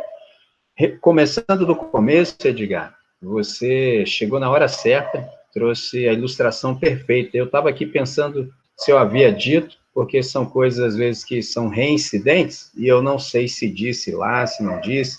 Questão da escada. Foi perfeito. É isso aí mesmo. Vida cristã é como subir uma escada, mas não é você que sobe a escada, é a escada que sobe você. Então, sua compreensão está perfeita, É exatamente isso. Aí a questão é, tem gente que ainda pergunta assim, André, se a vida cristã é como subir uma escada, mas não sou eu que, pelos meus esforços e empenhos, subo a escada, mas é o Espírito Santo que me leva, ou seja, é a escada que me leva, qual é o meu papel? Aí eu digo para o cara com toda a paciência, o seu papel é permanecer na escada. Aí ele fala, mas permanecer como? Ainda tem que explicar o que é permanecer. Aí eu falo, permanecer parado, filho. Já viu parado? Você fica assim, estático. Aí o cara fala assim, mas eu não posso mandar um walker, não, Michael Jackson? Porque tem uns caras que ainda conseguem fazer. Pensa, escada rolante, ela te leva para lá. Aí o cara consegue andar para trás na escada rolante, porque nem parado ele consegue ficar. Aí, bendito seja o Deus Todo-Poderoso, que até mesmo permanecer na escada não nos compete. É o Espírito Santo que nos faz ficar quieto lá na escada. Olha que coisa sensacional. Traduzindo, quando Edgar usou a palavra responsabilidade, eu tive que concordar com ele, porque assim, mano, chega uma hora que você fala assim, mano, eu vou ficar nessa parada de zoeira até quando? Até quando eu vou ficar nessa zoeira assim? Porque se o Espírito Santo faz isso tudo, mano, eu tô atrapalhando demais. Não é pouco, não. Agora, a pergunta é, como é que a gente atrapalha demais o Espírito Santo assim, cara? Já parou para pensar nisso? Porque, assim, o que acontece? Nós somos da igreja. Então, na igreja, acontece um negócio interessantíssimo. Por quê? O Pai fez o que fez sem ajuda de ninguém. Foi lá e fez. Falou assim, haja luz, houve luz. Entendeu? E terminou a criação lá nos 6 dias dele, no 7º descansou, tá tudo certo. Ponto. Aí, depois de muito tempo, ele enviou o filho dele. Aí, o filho dele já sofreu oposição, ele tinha uns amigos, mas tinha muito mais gente que queria matá-lo. O negócio foi tenso, entendeu? Mas fez o que fez. Ele falou assim, está consumado. Só que aí tem um detalhe. Existe a economia da Trindade, ou seja, é o Pai, o Filho e o Espírito Santo. Hoje, nós que somos da igreja, estamos na dimensão do Espírito Santo. Então, na dimensão do Espírito Santo, o que acontece? O Espírito Santo é uma pessoa. E como ele é uma pessoa, ele reage à comunidade. Por exemplo, todos nós que estamos aqui, suponhamos que esse estudo, de algum modo, tocou a todos nós, e no final a gente fala assim, aí André, Michelin, na moral, vamos ter um tempo de oração aqui, vamos nos quebrantar na presença do Senhor, vamos confessar os nossos pecados, e a partir de hoje, mano, a partir de hoje nós vamos levar o Espírito Santo a sério, nós vamos obedecer a Deus, vamos parar com essa palhaçada. Ou você não imagina o que podia acontecer, irmãos. Meu Deus do céu. Por quê? O Espírito Santo reage à comunidade. Se nós oferecermos oposição ao Espírito Santo, o que ele vai fazer? Não faz nada. Continua acontecendo o espetáculo, a performance, o gelo seco e tal, mas não quer dizer que a ação de Deus vai se manifestar ali, porque não há espaço. Ao contrário que, quando nós dizemos amém, as coisas fluem com uma extraordinariedade incrível. É o que o Edgar falou, as coisas fluem com naturalidade, entre aspas, uma naturalidade sobrenatural, e com espontaneidade. Você não faz força, as coisas vão acontecendo, entendeu? Então, Edgar, é por aí mesmo. E o texto que você citou, muito bem, vou deixar aqui para geral, é o capítulo 15 de João, entendeu? Eu tenho até alguns áudios gravados nesse texto, eu só não sei se já estão dispostos, eu vou dar uma checada, se não tiver eu disponibilizo. Eu tenho várias mensagens gravadas nesse texto, que é um texto muito rico. Então tem um retiro, tem até um irmão que participa aqui conosco, foi na igreja dele lá em São Paulo, eu participei, e se eu não estou equivocado, eu falei três ou quatro vezes nesse mesmo texto, ou seja, cada uma das vezes era uma abordagem diferente, era uma ênfase diferente. Então, o texto é exatamente esse de Lucas 15, entre os versículos 1 e os versículos 17, entendeu? Dá uma lida, e vocês vão aprender bastante, e depois vocês me ouçam no áudio respectivo. Senhor Edgar, muito grato pela sua contribuição, pela sua participação, foi muito apropriado e pertinente. E aí, como você falou também da sua área de formação, e se não me trai a memória, psicologia, você disse muito bem, você é um cara da escuta. E eu preciso te dizer o seguinte, Edgar, já entrando um pouco na questão de vocação, para todos que estão me ouvindo agora, é o seguinte, a gente não vai para a faculdade, por exemplo, para a gente descobrir a nossa vocação. É exatamente o contrário. A gente vai para a faculdade porque a gente já sabe a nossa vocação e a gente está procurando só um instrumental para aperfeiçoar a nossa vocação de modo que a gente seja mais efetivo no exercício dela. Ponto. O Edgar já descobriu um pouco disso. Então, Edgar, a parada é o seguinte, Nosso mundo hoje, mas carece absurdamente de gente que exercite uma escuta atenta e graciosa. Eu, por exemplo, quando as pessoas vêm conversar comigo, eu fico lá quieto um tempão, umas 3 horas, assim, ouvindo os caras saem da conversa felizão. Pô, André, muito bom conversar com você, mano. Caramba, bonzão. Eu falo, pô, mano, não falei nada. Eu fico só ouvindo os caras. É porque ninguém ouve ninguém, entendeu? Ninguém ouve ninguém, mano. O nego só quer falar e fala e fala e fala. Aí o cara começa a querer falar, o outro já vem trucidando as ideias dos caras, é uma brigaiada danada. Não dá, mano, não tem como. Ainda mais agora que inventaram esse negócio aí do lacrar, entendeu? Lacrar, o que significa lacrar? É acabar com a conversa. Mas o que é maneiro na fé cristã? É nunca acabar a conversa. Por exemplo, imagina, você casou com alguém, aí você dá uma lacrada lá na pessoa que você casou. Mano, acabou o casamento. Entendeu? Eu não sei se vocês sabem, mas a gente só pode casar com quem você conversaria pela vida inteira. Como é que você vai trazer a lacração pro seu casamento? Você destrói o negócio todo, rapaz. Maneira é ficar conversando. Igual aqui, a gente conversa às vezes 2 horas e meia e na semana que vem ainda tem mais. Entendeu? É um negócio muito doido, velho. A gente conversa, semana que vem ainda tem mais. A gente conversa mais, e depois ainda tem mais, e nunca acaba. Entendeu? Então, essa é a lógica. Então, Edgar,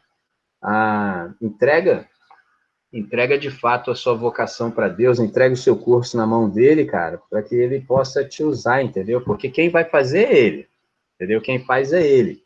Então, se você exercitar essa escuta atenta, essa escuta graciosa, mano, você não imagina quanto bem as pessoas que tiverem contato com você vão experimentar, entendeu? Porque, infelizmente, é o que mais carece e o que mais falta na nossa sociedade hoje.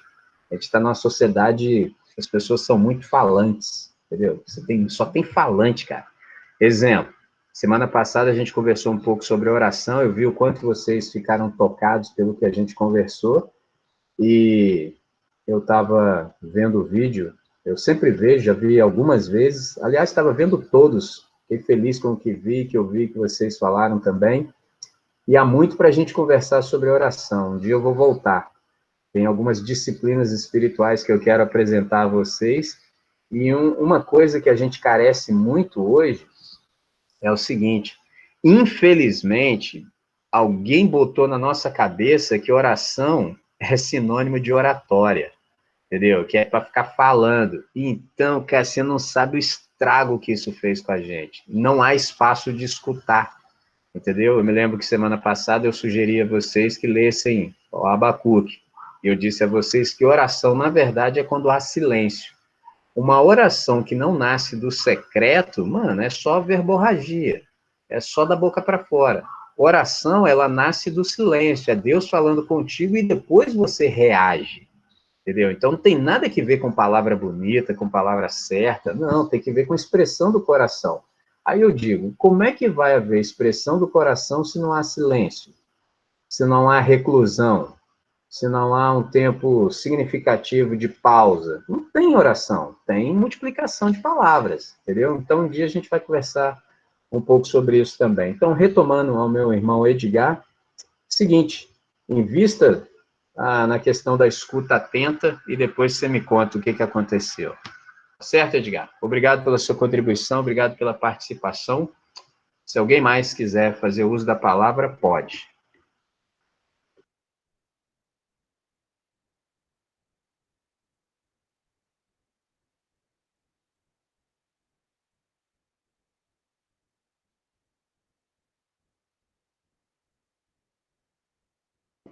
Então, enquanto vocês não falam, eu vou falar mais um pouquinho, que eu estou com muito para dizer.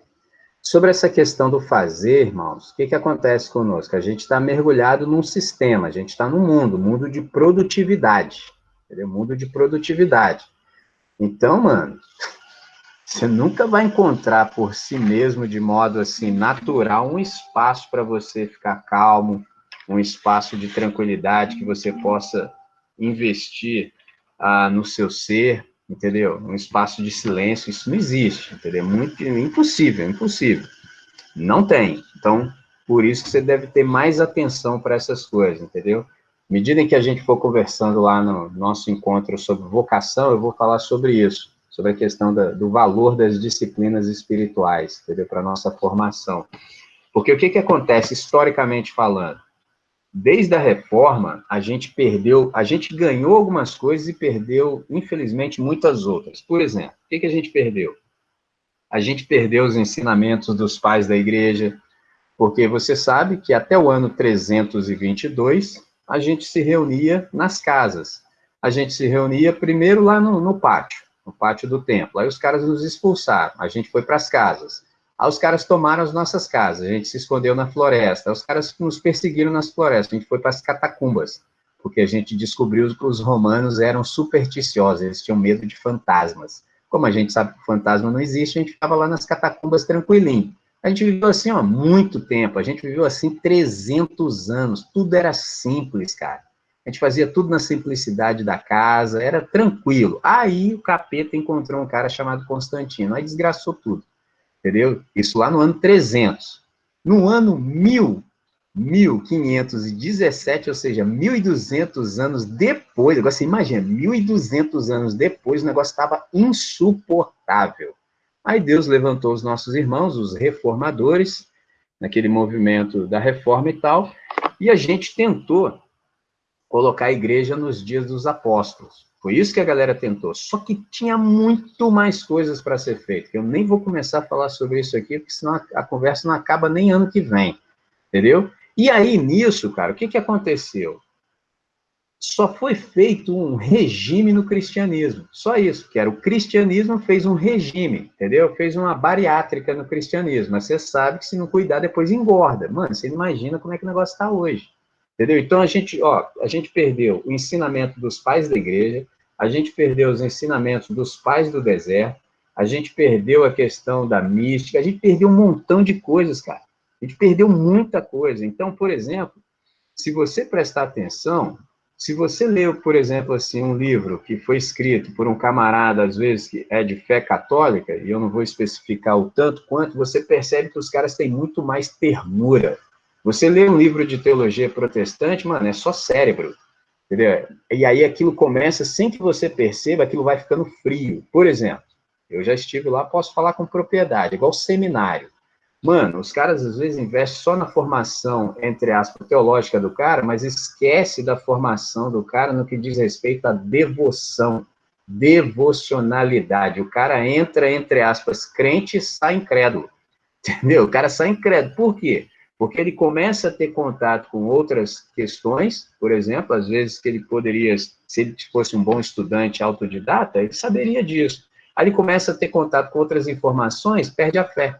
Entendeu? Por quê? Porque não foi ensinado a ele a questão da devoção. E isso tem reflexo na igreja hoje. Tem muito cara no púlpito que não crê em nada, mas ele tá lá, tem que garantir o salário dele, né, cara? Entendeu? Bom é quando você termina de ouvir qualquer mensagem que for, meu irmão. Entendeu? Você tem que sair daquele negócio crendo infinitamente mais, entendeu? Um dia desse eu vi isso e falei, caramba, cara. Entendeu? Qualquer cara que me ouvir tem que terminar o sermão crendo, entendeu? O cara tem que terminar esse negócio falando, meu irmão, eu creio em Jesus mesmo e é isso aí mesmo. O cara não pode terminar incrédulo. Entendeu? Por isso que quando eu falo algumas coisas que falo com vocês, eu me sinto mal, porque elas são necessárias serem ditas, são denúncias, mas não para desviar ninguém. Pelo contrário, é para você abraçar o certo. Entendeu? Eu sei o certo. Eu tenho noção, eu não sei tudo, mas eu tenho já uma boa noção do que é o certo. Por isso que eu detesto com toda a força do meu ser a caricatura. Entendeu? Muito do que está posto hoje, que tem um nome de igreja, nunca foi igreja. É uma usurpação. Por exemplo, uma expressão que eu tenho usado recorrentemente é o seguinte, a gente está num tempo de sequestro semântico. O que é isso? As pessoas tomam palavras e empregam as palavras, mas elas não significam o que devem significar. É igual a igreja. Mano, igreja é igreja. Igreja não é o que às vezes a gente encontra dentro. Você fala assim, caramba, mano, o que está acontecendo aqui, cara? Entendeu? Você ouve infinitas coisas, menos o evangelho. Então, por exemplo, há um sequestro também do termo evangélico, entendeu? Já disse inúmeras vezes para vocês que evangélico é aquilo que carrega a essência do evangelho. Mano, o cara fala assim, eu sou evangélico. Tá, mas cadê o evangelho aí na sua vida? Por que eu não vejo isso sendo manifesto? Então, é um sequestro semântico, entendeu? Então, muito do que a gente tem hoje sob a nomenclatura igreja, nunca foi igreja nos moldes do Novo Testamento. É só ler. É só ler que você fala assim, caramba, mas isso aqui está muito longe. E aí o nosso desafio é chegar o mais próximo possível. Para isso, a ênfase aqui hoje é essa, não dá para viver o que deve ser vivido, não dá para ser o que devemos ser sem o poder do Espírito Santo. É impossível, não tem como. Qual é o problema? É que em vários ambientes o Espírito Santo já foi abafado e faz décadas. Em alguns lugares faz até séculos, mas as coisas continuam acontecendo. Então esse é um problema, porque dá para fazer a coisa acontecer sem o Espírito Santo. Entendeu? Dá para fazer acontecer. Agora, a questão é o seguinte, é lógico, claro, é evidente que isso não vai glorificar Deus em absolutamente nada, mas dá para fazer acontecer. Agora, para as coisas serem conforme o Espírito de Deus, a gente precisa primeiro se entregar ao Espírito de Deus. Tá certo? Então, alguém quer tecer algum comentário?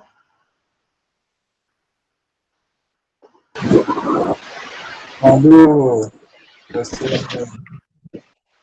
começo ou no final, acho que foi o comentário do pastor Carlos, que falou sobre a questão da diferença de ser e fazer, que quando a gente quer fazer, a gente desprende muita energia desnecessária. Acho que você comentou no finalzinho e ele deu uma arredondada mais naquilo lá. Eu acho que como a gente começa a desvincular daquele de fazer, que às vezes a gente quer dar aquele empurrãozinho, né, que você fala assim, é melhor ser empurrado do que ir na frente. Como é que a gente freia o impulso na gente de a gente, não, eu tenho que começar a fazer isso. Como é que a gente consegue frear esse impulso de dar um start antes da hora e esperar o tempo certo? Excelente pergunta, Abel. Excelente pergunta. Como é que eu vou responder isso? Abel, sabe o que acontece? Eu só posso responder a partir da minha experiência. Eu não faço a menor ideia, porque eu não sou assim, entendeu? Eu não sou assim. Por exemplo, assim, eu sou literalmente, estou confessando aqui para quem ainda não percebeu, eu sou o cara que sou empurrado por Deus, irmão. Se fosse possível ver Deus, entendeu? Você ia ver Deus assim, ó, com as duas pernas em mim, assim, me empurrando, porque essa palavra impelido no texto bíblico, de Mateus capítulo 4, é literalmente empurrando. E o irmão Shed, ele pode falar, né? Eu não posso não, porque eu ainda não tenho 70 anos. Ele pode, ele fala, ninguém contesta. Ele falou assim, nós não precisamos de uma grande chamada, que a gente precisa de um grande chute no traseiro. Eu falei, o doutor Shed soltou essa. Então é o seguinte, cara, é cessar todas as atividades mesmo, cara, você não faz nada. Agora, enquanto você falava, eu pensava o seguinte, Abel, vamos dar mais um passinho para trás. Por que tem isso no coração, assim? Por que a galera tem esse desejo de fazer coisas? Eu disse há pouco que a gente está... Será que isso não seria um reflexo da sociedade que a gente vive? Da alta produção, da produtividade? Entendeu? Só que, se a gente tomar as metáforas assim do Novo Testamento, sobretudo de onde o nosso irmão Edgar nos deixou, tem duas. É a da videira, que Jesus diz, eu sou a videira verdadeira, e nós permanecemos nele. Ele diz com toda clareza, a vara não dá fruto de si mesma. Olha que coisa sensacional, a vara não dá fruto, ela fica lá, mas não é ela que dá o fruto. E todos nós, assim, por mais que a gente seja da cidade, eu vim do campo, então eu sei, árvore frutífera não faz força para o fruto sair. Então, assim, não dá, é natural, na hora certa acontece. Por exemplo, hoje, Abel, eu tive um insight do seguinte, eu olhei para a minha vida assim, mas foi assim, sei lá, cara, num segundo eu vi isso tudo. Cara, eu vi que todas as coisas fluem na minha vida, elas acontecem, mas não no tempo que as pessoas acham que deve acontecer. É um tempo completamente diferente, completamente diferente. Por exemplo, eu estou aqui conversando com vocês e sei a história de cada um de vocês que estão aqui nessa tela. De todo mundo, cara. Agora, para eu saber a história de todo mundo que está aqui nessa tela e o contato que eu tenho, cara, levou 22 anos. Tem gente que acha isso inconcebível. Por exemplo, nesses ambientes neopentecostais, mano, impossível. Os caras não sabem esperar nada, os caras só sabem fazer.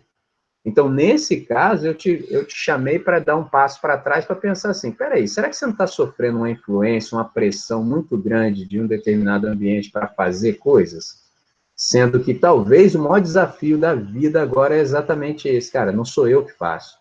O meu chamado não é para fazer, o meu chamado é para ser, entendeu? Só que nesse processo, por exemplo, usando novamente o ambiente neopentecostal, é um ambiente que, mano, você tem que fazer as coisas para ontem, entendeu? Tudo você tem que fazer. Você tem que trazer gente, você tem que fazer célula, você tem. Mano, não dá para viver assim. Isso não tem nada a ver com a espiritualidade cristã, entendeu? Espiritualidade cristã é a espiritualidade da urgência, mas não é da pressa. Isso é uma coisa que eu aprendi muito cedo. A gente tem urgência, mas a gente não tem pressa. São coisas distintas. Urgência significa que eu sou diligente em obedecer a Deus. Deus me dá um comando, eu estou ali, pronto. Mas eu não tenho pressa, no sentido de apressar a Deus. Vou usar, assim, uma linguagem que a gente compreende com facilidade nos nossos ambientes. Eu não fico dando ajudinha para Deus. Já viu? A galera gosta de dar uma ajuda para Deus, estilo Abraão. Dá ruim, entendeu? Então, Abel, eu creio que é bem uma questão de checar o coração. Checa o coração, vê por que há essa necessidade, por exemplo, de fazer coisas. Porque mais do que isso eu não posso responder, porque eu não vivo assim. Tudo na minha vida fluiu. Quando eu vi, estava acontecendo. Tudo na minha vida é o processo inverso. Exemplo, eu já vi gente que planta uma igreja, ele vai lá, constrói tudo primeiro, depois ele fica caçando gente. E eu sou exatamente o contrário. Entendeu? Eu tenho um montão de gente, eu só não tenho lugar. Eu não tenho lugar nenhum. Entendeu? Eu nunca tive. Eu não tenho. Mas se eu falar, ó, a reunião vai ser sentado no papelão em tal lugar, todo mundo aparece lá. E eu conheço gente que tem lugar, tem tudo, mas não tem gente. Eu falo, que doideira, porque os caras estão fazendo. Eu não, eu só estou sendo. E Deus se encarrega de fazer. Então eu entro no fluxo dele, eu não faço nada, eu só me deixo levar pelo fluxo de Deus. Entendeu? E agora, para se deixar levar pelo fluxo de Deus, pode ser a pergunta de muitos aqui, é o seguinte, só dá para se você estiver morto. Entendeu? Só dá se você estiver morto. Porque enquanto restar energia em nós, a gente vai contra Deus. Não tem como. Então, eu penso que o primeiro trabalho, assim, da vida de um discípulo, não tem jeito, ele precisa vir e morrer. Primeira coisa, vem e morra. Porque depois que você morre, Deus tem todo o espaço de executar o que ele quer. Mas enquanto a gente estiver vivo, mano, não adianta.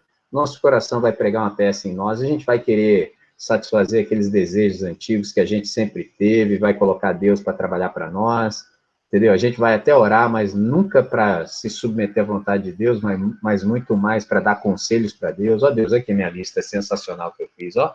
Basta o senhor botar o seu nome aqui embaixo e tudo vai acontecer, porque o senhor sabe que eu sou um bom planejador, né? O senhor sabe que eu sou bom nesse negócio, mas assim, como eu não tenho poder para fazer, estou sabendo aí que o senhor é todo-poderoso, estou fiel aí no dízimo, então é um bom momento para o senhor me abençoar. Aí fica essa loucura, entendeu? Então, fechando, dê esse passo para trás, tente notar, assim, quais são as pressões que estão sobre você, quais são os ensinamentos, talvez, que você tenha abarcado, que estão lá no fundo do seu coração, para que Deus te liberte de tudo isso, entendeu? E quando você menos perceber, a coisa está fluindo, entendeu? Porque, nesse caso, eu estou te dando o meu testemunho, sabe? Eu nunca fiz nada, Bel, nunca. Tudo que aconteceu na minha vida foram as pessoas que falaram para mim. Tudo.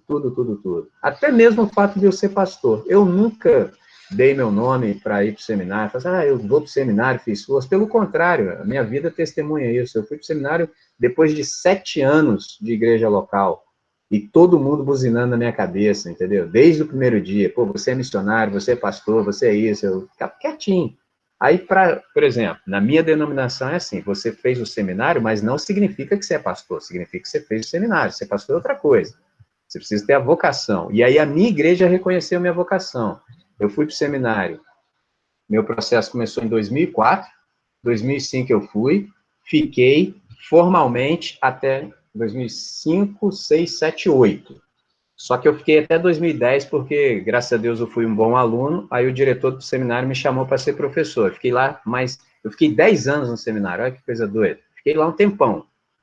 Aí, 2005, né? Quando deu 2009, a minha igreja falou que eu deveria ser missionário urbano. Aí fui lá, fui ordenado a missionário urbano. Isso 2009, um ano depois de terminar o seminário. Quando deu 2014, a minha igreja, 2014, 2009, 9. 10, 11, 12, 13, 14. 5 anos depois, minha igreja falou assim, então, você é pastor, cara, a gente vai pedir o seu conselho. Eu falei, demorou, beleza. Aí, em 2014, eu fui consagrado ao ministério pastoral, entendeu? E tô aí até hoje, entendeu? Porque essas coisas, para mim, são secundárias, entendeu? Eu não preciso delas, entendeu? No sentido assim, eu preciso ter meu título. Não, não. Elas só aconteceram porque eu sou quem eu sou. E tanto eu sou quem eu sou, que até mesmo aqueles que poderiam exercer um preconceito sobre mim não puderam resistir. Entendeu? Olha que coisa interessante. Eu não precisei fazer absolutamente nada. Nunca pedi ninguém, pô, vai lá e fala isso aí por mim. Não, pelo contrário, as pessoas é que falam para mim. Pô, Michinho, você faz isso, isso, isso. Por que você não faz isso, isso, isso? Eu falo, pô, é legal. O estudo mesmo começou assim. A gente ficava lá na rua, todo mundo aí que é da igreja sabe, a gente ficava lá na rua, a gente era sempre os últimos a ir embora, e um dia o Stênio falou assim, cara, já que a gente fica aqui, por que a gente não fica ali dentro? É mesmo, né, cara, vamos ficar ali dentro. Aí estamos aí dentro até hoje, entendeu? É simples assim. Mas eu nunca precisei forçar nada, nada, nada, nada. Então, todas as coisas que acontecem comigo, elas acontecem assim, com naturalidade, com espontaneidade. Elas vão fluindo, eu só fico no fluxo. Entendeu? Quando eu vejo que o fluxo virou para o outro lado, eu vou para o outro lado, eu não fico fazendo força, entendeu? Às vezes eu até tenho dificuldade de responder algumas pessoas, por exemplo, pergunta assim, por exemplo, e parar do lado do skate? Eu vou falar, agora nem tô andando tanto de skate, tem a hora. E a música? Não, agora a música não tá rolando não, agora tá rolando para cá. Então, onde tá rolando, eu vou, entendeu? É estilo vender guarda-chuva, mano. Você vende guarda-chuva, tá chovendo. Quando fez sol, você fala que é guarda-sol. Você tem que se adaptar. E é assim que flui. Quem produz a onda é o Espírito Santo. Acho que é o melhor exemplo que eu posso dar. O meu trabalho, Abel, não é produzir onda. O meu trabalho é pegar a onda. Então, qual é a onda que o Espírito Santo está produzindo agora? Mas é a onda do Espírito Santo. Não é tendência, é onda. Então, na onda que o Espírito Santo levantar, eu vou. Entendeu? E quando ela terminar, eu volto e pego outra onda. Entendeu? Por exemplo, essa onda aqui que eu tô com vocês, eu peguei há 22 anos. Tô surfando nela até, tempão, velho. Já vi um montão de coisas acontecendo. É maneiraço, porque eu tô nela há 22 anos, então todo dia eu vejo Deus trazendo gente nova pra onda. Eu falo, olha só, cara, todos os dias. Eu não me lembro de nenhum encontro nosso. Vocês podem guardar isso. Não há nenhum encontro nosso que não tenha um visitante. Todo encontro aparece alguém aqui. Do nada. Sempre aparece alguém. Poxa, mano, se isso não for Deus, eu não sei o que é, que a gente tem o pior marketing do mundo. Quem de nós aqui faz cartaz, propaganda? Não, mano, é porque o negócio toca em você e você conta para todo mundo. Esse é o melhor marketing. Mas não é aquele marketing do vamos fazer, nós temos que ter 100 inscritos no nosso canal. Não, nada disso, mano. Deixa o negócio fluir aí, cara. Deixa fluir. Porque na espiritualidade de Jesus de Nazaré, as coisas são pequenas. Entendeu? Quem gosta de holofote tem que fazer outra coisa. Entendeu? Tem que aderir aí a galera do coaching, entendeu? Que agora já não é mais da prosperidade, não. Agora é coach. Agora é a nova nomenclatura para enganar os incautos, entendeu? Então, com Jesus de Nazaré, é tudo na simplicidade, entendeu? É de um em um, entendeu? Porque senão não dá conta. Senão você já vai precisar de amplificação, já precisa de lugar maior, já precisa oprimir o povo, entendeu? Então, questão, Abel, é se entregar, entendeu? Se entrega que a coisa flui com naturalidade, entendeu? Quando você vê, você já está dentro, entendeu? Então, cheque seu coração, vê se não há algum caminho mal, entendeu? Vê se não há algum ensinamento assim que ao invés de te trazer pacificação de ser, te fica te pressionando, entendeu? Uma palavra cara, Bel, resultado. Essa é a palavra do inferno, velho. Essa é a palavra do capeta, trevorosa. Porque aí, mano, junta essa pressão na sua cabeça para você também produzir resultados. Mano, aí lascou tudo. Fé cristã não trabalha com isso. Resultado é coisa de Deus.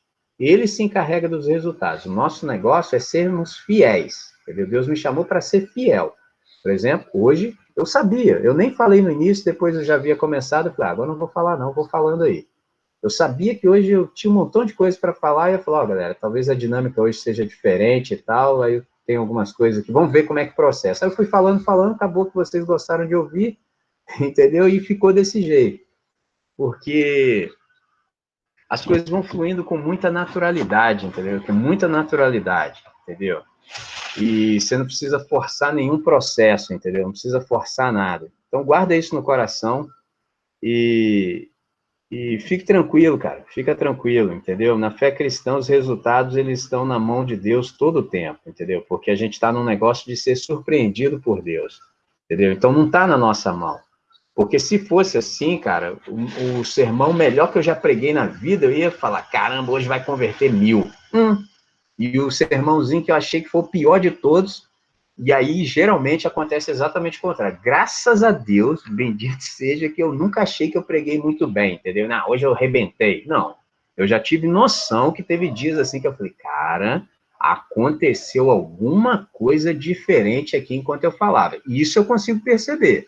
Mas para mim, a maneira que eu falo, para mim, quase sempre é a mesma, entendeu? Agora, já teve vezes que eu encontrei maior dificuldade na hora de falar, o ambiente não estava bom, eu senti dificuldade, entendeu? Então, em dias assim, eu fico às vezes triste, falo, caramba, Deus, não consegui falar as coisas do jeito que eu gostaria, porque estava ruim, o ambiente estava ruim. Graças a Deus, foram pouquíssimas vezes na minha vida, pouquíssimas. Na verdade, foi só uma vez. Teve uma vez na minha vida que eu fui falar num lugar, e não é porque foi ruim, é porque aconteceu alguma coisa lá que até hoje eu não sei o que foi, porque assim, eles me queriam nesse lugar, pagaram até passagem de avião para mim e tal, mas o negócio não foi bom.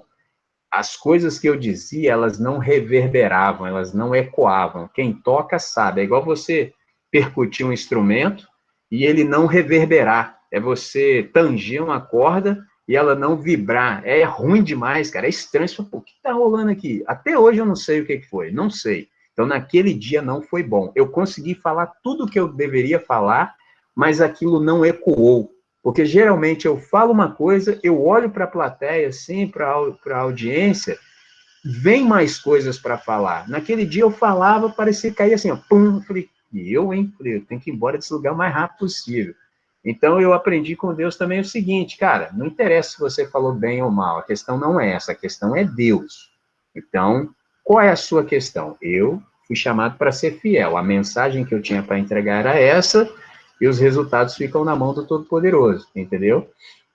Então, cheque seu coração, Abel, cheque seu coração, e se você, nesse sondar, no seu lugar secreto, encontrar alguma motivação, assim, que ao invés de te deixar tranquilo, te deixa estressado, cara, abre mão de tudo isso e fica tranquilo, porque se você for em Deus quem você deve ser, as coisas vão fluir com naturalidade, entendeu? Com naturalidade, sem peso, entendeu?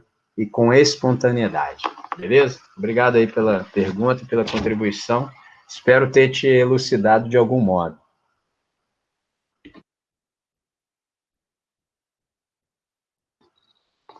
Alguém mais?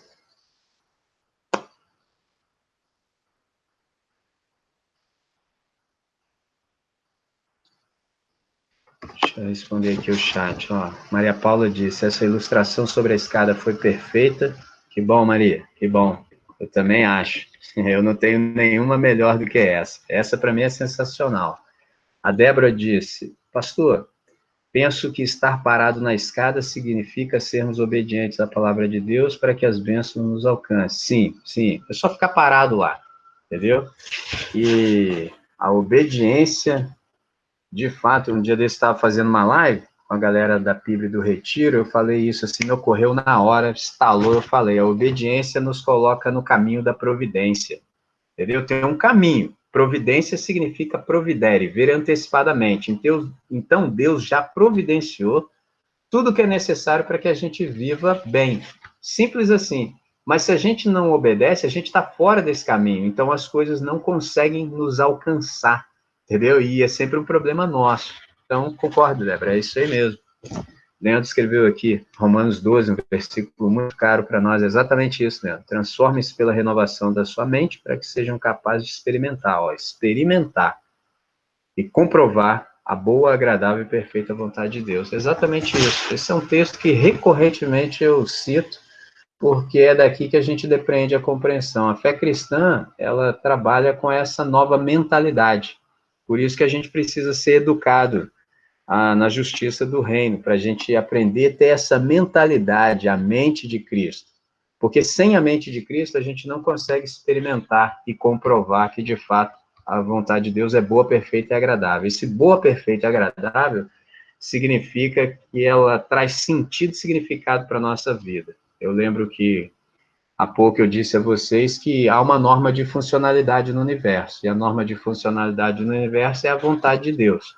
Então, todas as vezes que a gente dá ouvidos a Deus, as coisas fluem, entendeu? As coisas fluem, não tem como não fluir, porque Deus fez todas as coisas para que elas fluam. Nós é que obstacularizamos o fluir de Deus, entendeu? A gente é que bota obstáculo na coisa. Então, quando a gente... O negócio todo se resume tão somente nos entregarmos. Quando a gente se entregar, tudo vai fluir, entendeu? Agora, sempre eu preciso fazer essa ressalva. O fluir não significa sucesso conforme o mundo. Nunca se esqueçam disso, lembre-se sempre. O fluir significa que aquilo que Deus quer vai acontecer. Agora, como vai acontecer, eu não tenho a menor capacidade de dizer a vocês, porque tudo vai acontecer ao contrário aqui, entendeu? Então, por exemplo, um cara que quer ser bem-sucedido aqui no planeta Terra, ele não pode andar com Jesus de Nazaré. Não tem como. Para ter sucesso do jeito que o planeta ensina, não dá para ser discípulo de Jesus. Aí você vai fazer outra coisa.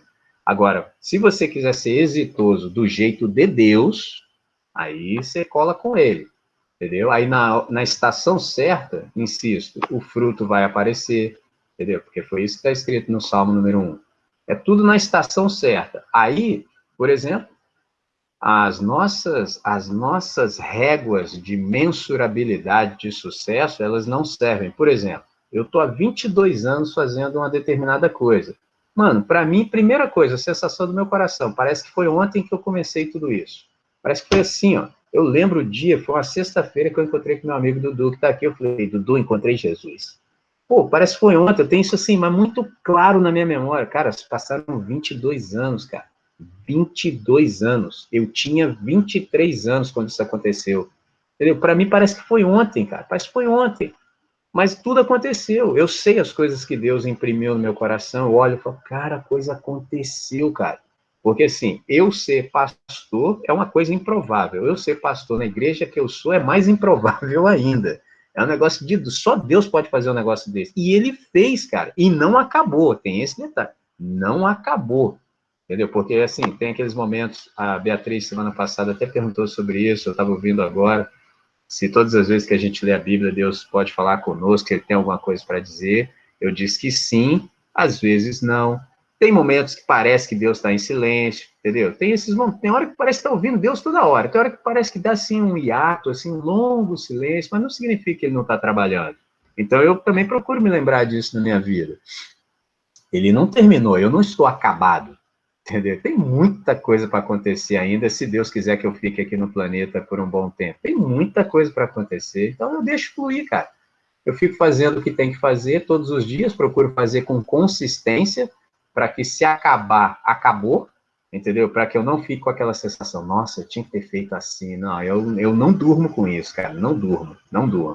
Acabou, acabou. Por isso que eu prego, também quando eu falo assim, irmãos, por hoje é só, acabou.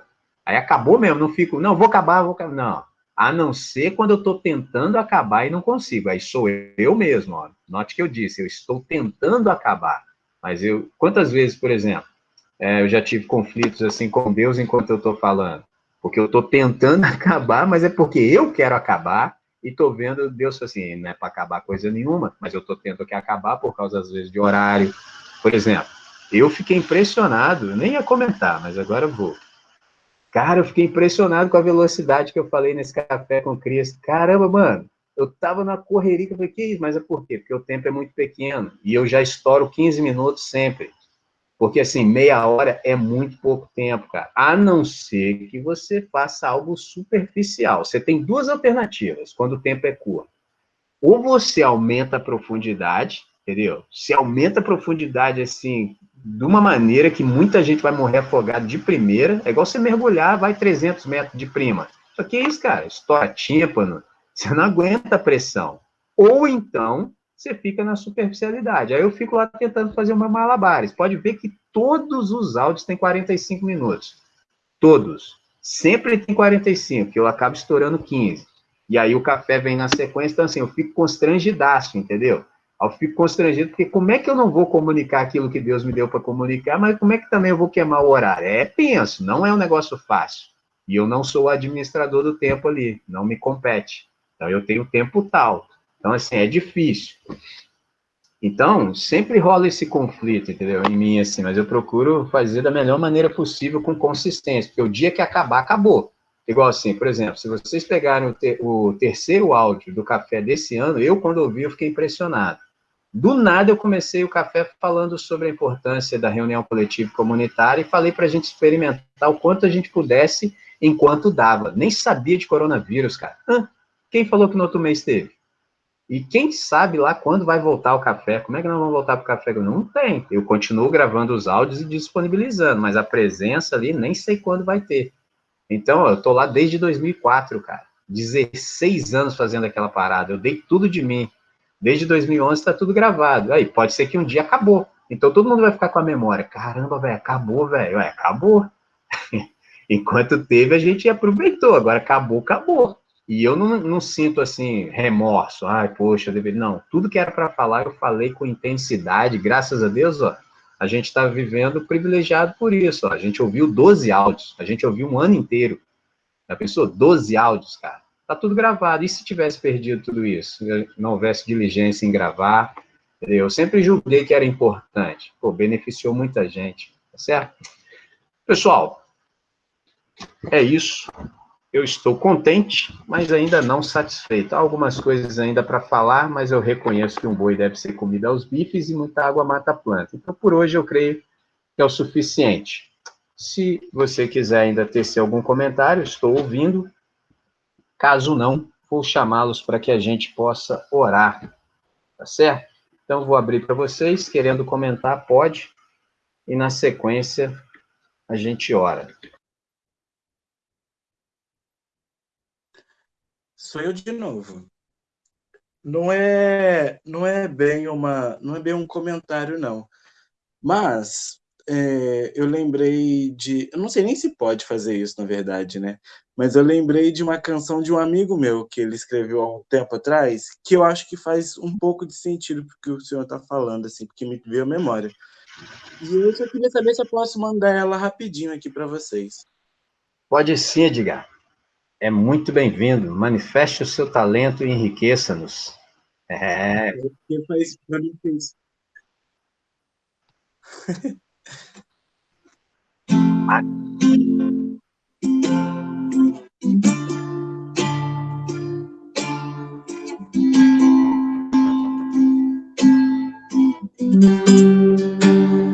Quero teu amor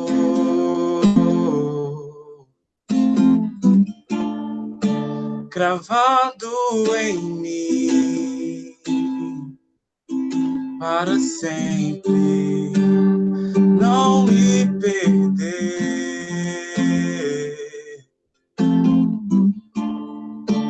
em minhas emoções. Só quero te sentir em minhas orações.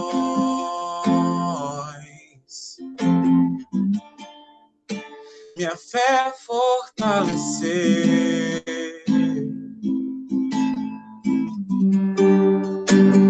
E a cada dia vencer em ti.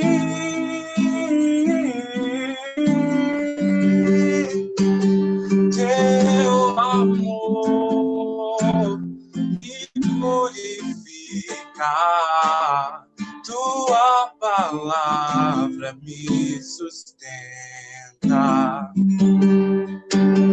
Teu Espírito me vivifica, só por estar em ti.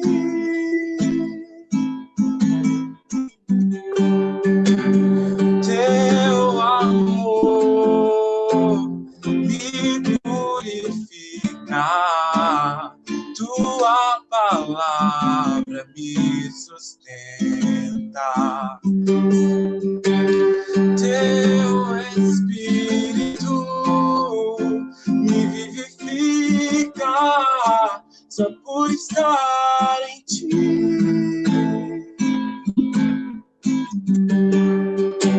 Só por estar em ti. Tu és a videira verdadeira.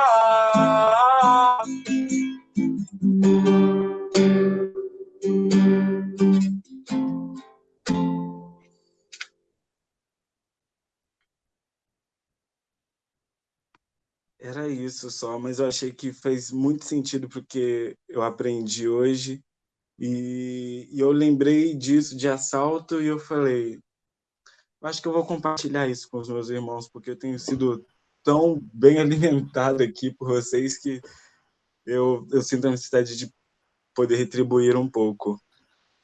Beleza, Edgar, mandou muito bem. Obrigado, irmão. Sempre que você quiser, você tem esse espaço é nosso, entendeu? Para manifestação dos nossos dons, talentos, habilidades, faculdades. Fique sempre à vontade, entendeu? Sempre pode, irmão. Muito pertinente, muito pertinente. Muito bom. Irmãos, vou chamá-los então para nós orarmos. Vou dizer algumas palavras sobre tudo que nós conversamos. Vou procurar fazer um fechamento e na sequência nós oramos, tá certo? Então, olha só. Eu vou ler o texto, o versículo 8 de Atos, e vou tecer esse comentário final em cima dele. Olha só. Jesus diz assim, começa com a conjunção adversativa. Mas recebereis poder do Espírito Santo, que há de vir sobre vós, e ser-me-eis testemunhas, tanto em Jerusalém, como em toda a Judéia e Samaria e até os confins da terra. Então, guarde isso. O chamado é para ser.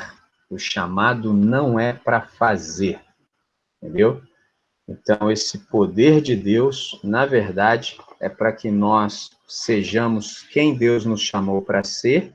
Deus, ele nos tem salvado e ele tem chamado do mundo um povo para si e enviado de volta o seu povo ao mundo como servos e testemunhas. Guardem isso.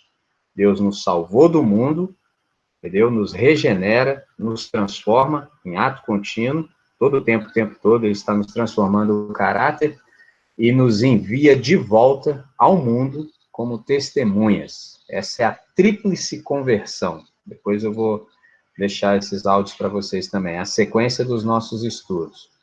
Então é o seguinte, Deus nos salvou do mundo, nos levou para ele, nos colocou na igreja, e depois ele nos devolve ao mundo. Pegou a ideia? Então, quer nós durmamos, trabalhemos ou façamos qualquer outra coisa, primeiro nós somos discípulos. Nunca nos esqueçamos disso. Lembremos-nos sempre, entendeu? Nós somos discípulos. Então, nós somos o povo que tem o compromisso de levar às nações aquilo que o Espírito Santo já gravou em nossos corações. A gente só comunica às demais pessoas aquilo que o Espírito Santo já imprimiu no nosso coração. Então, é uma questão de ser, saber e viver. Então, ser o quê?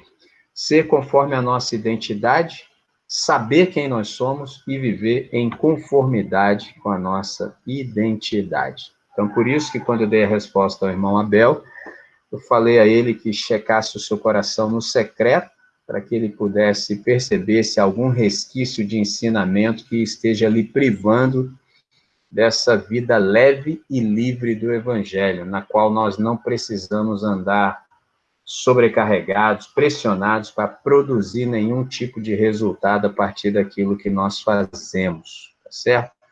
Então, essa é a ideia que eu queria deixar para vocês hoje, e quero só dizer uma última coisa. Invista suas fichas em discernir em Deus quem você é. Porque quando você entender plenamente quem você é, nunca mais você vai querer ser qualquer coisa diferente daquilo que você pode ser. Agora, essa pressão sobre nós para que a gente não seja quem a gente realmente deve ser, ela é sutil. É tudo muito sutil. Se você não tiver o seu espaço reservado de secreto com Deus, você nunca vai perceber as forças sutis que estão sobre você para que você desvie sutilmente do caminho. Entendeu? Então você começa a querer isso, começa a querer aquilo e vai investindo tempo. Quando vê lá na frente, você vai olhar para trás e falar assim, cara, o que eu me tornei? Porque o espelho não perdoa ninguém, cara. Quando você der aquela olhada no espelho daqui a uns anos, você tem que gostar do que você está vendo, entendeu? E eu estou falando por experiência. Eu olho lá, todo jeito que eu estou, mas eu estou satisfeito, eu estou feliz, entendeu? Não estou triste não, entendeu? Então você tem que olhar para o espelho e ficar em paz. Você não pode olhar para o espelho e falar assim, pô, mano, tô gostando dessa parada aí não.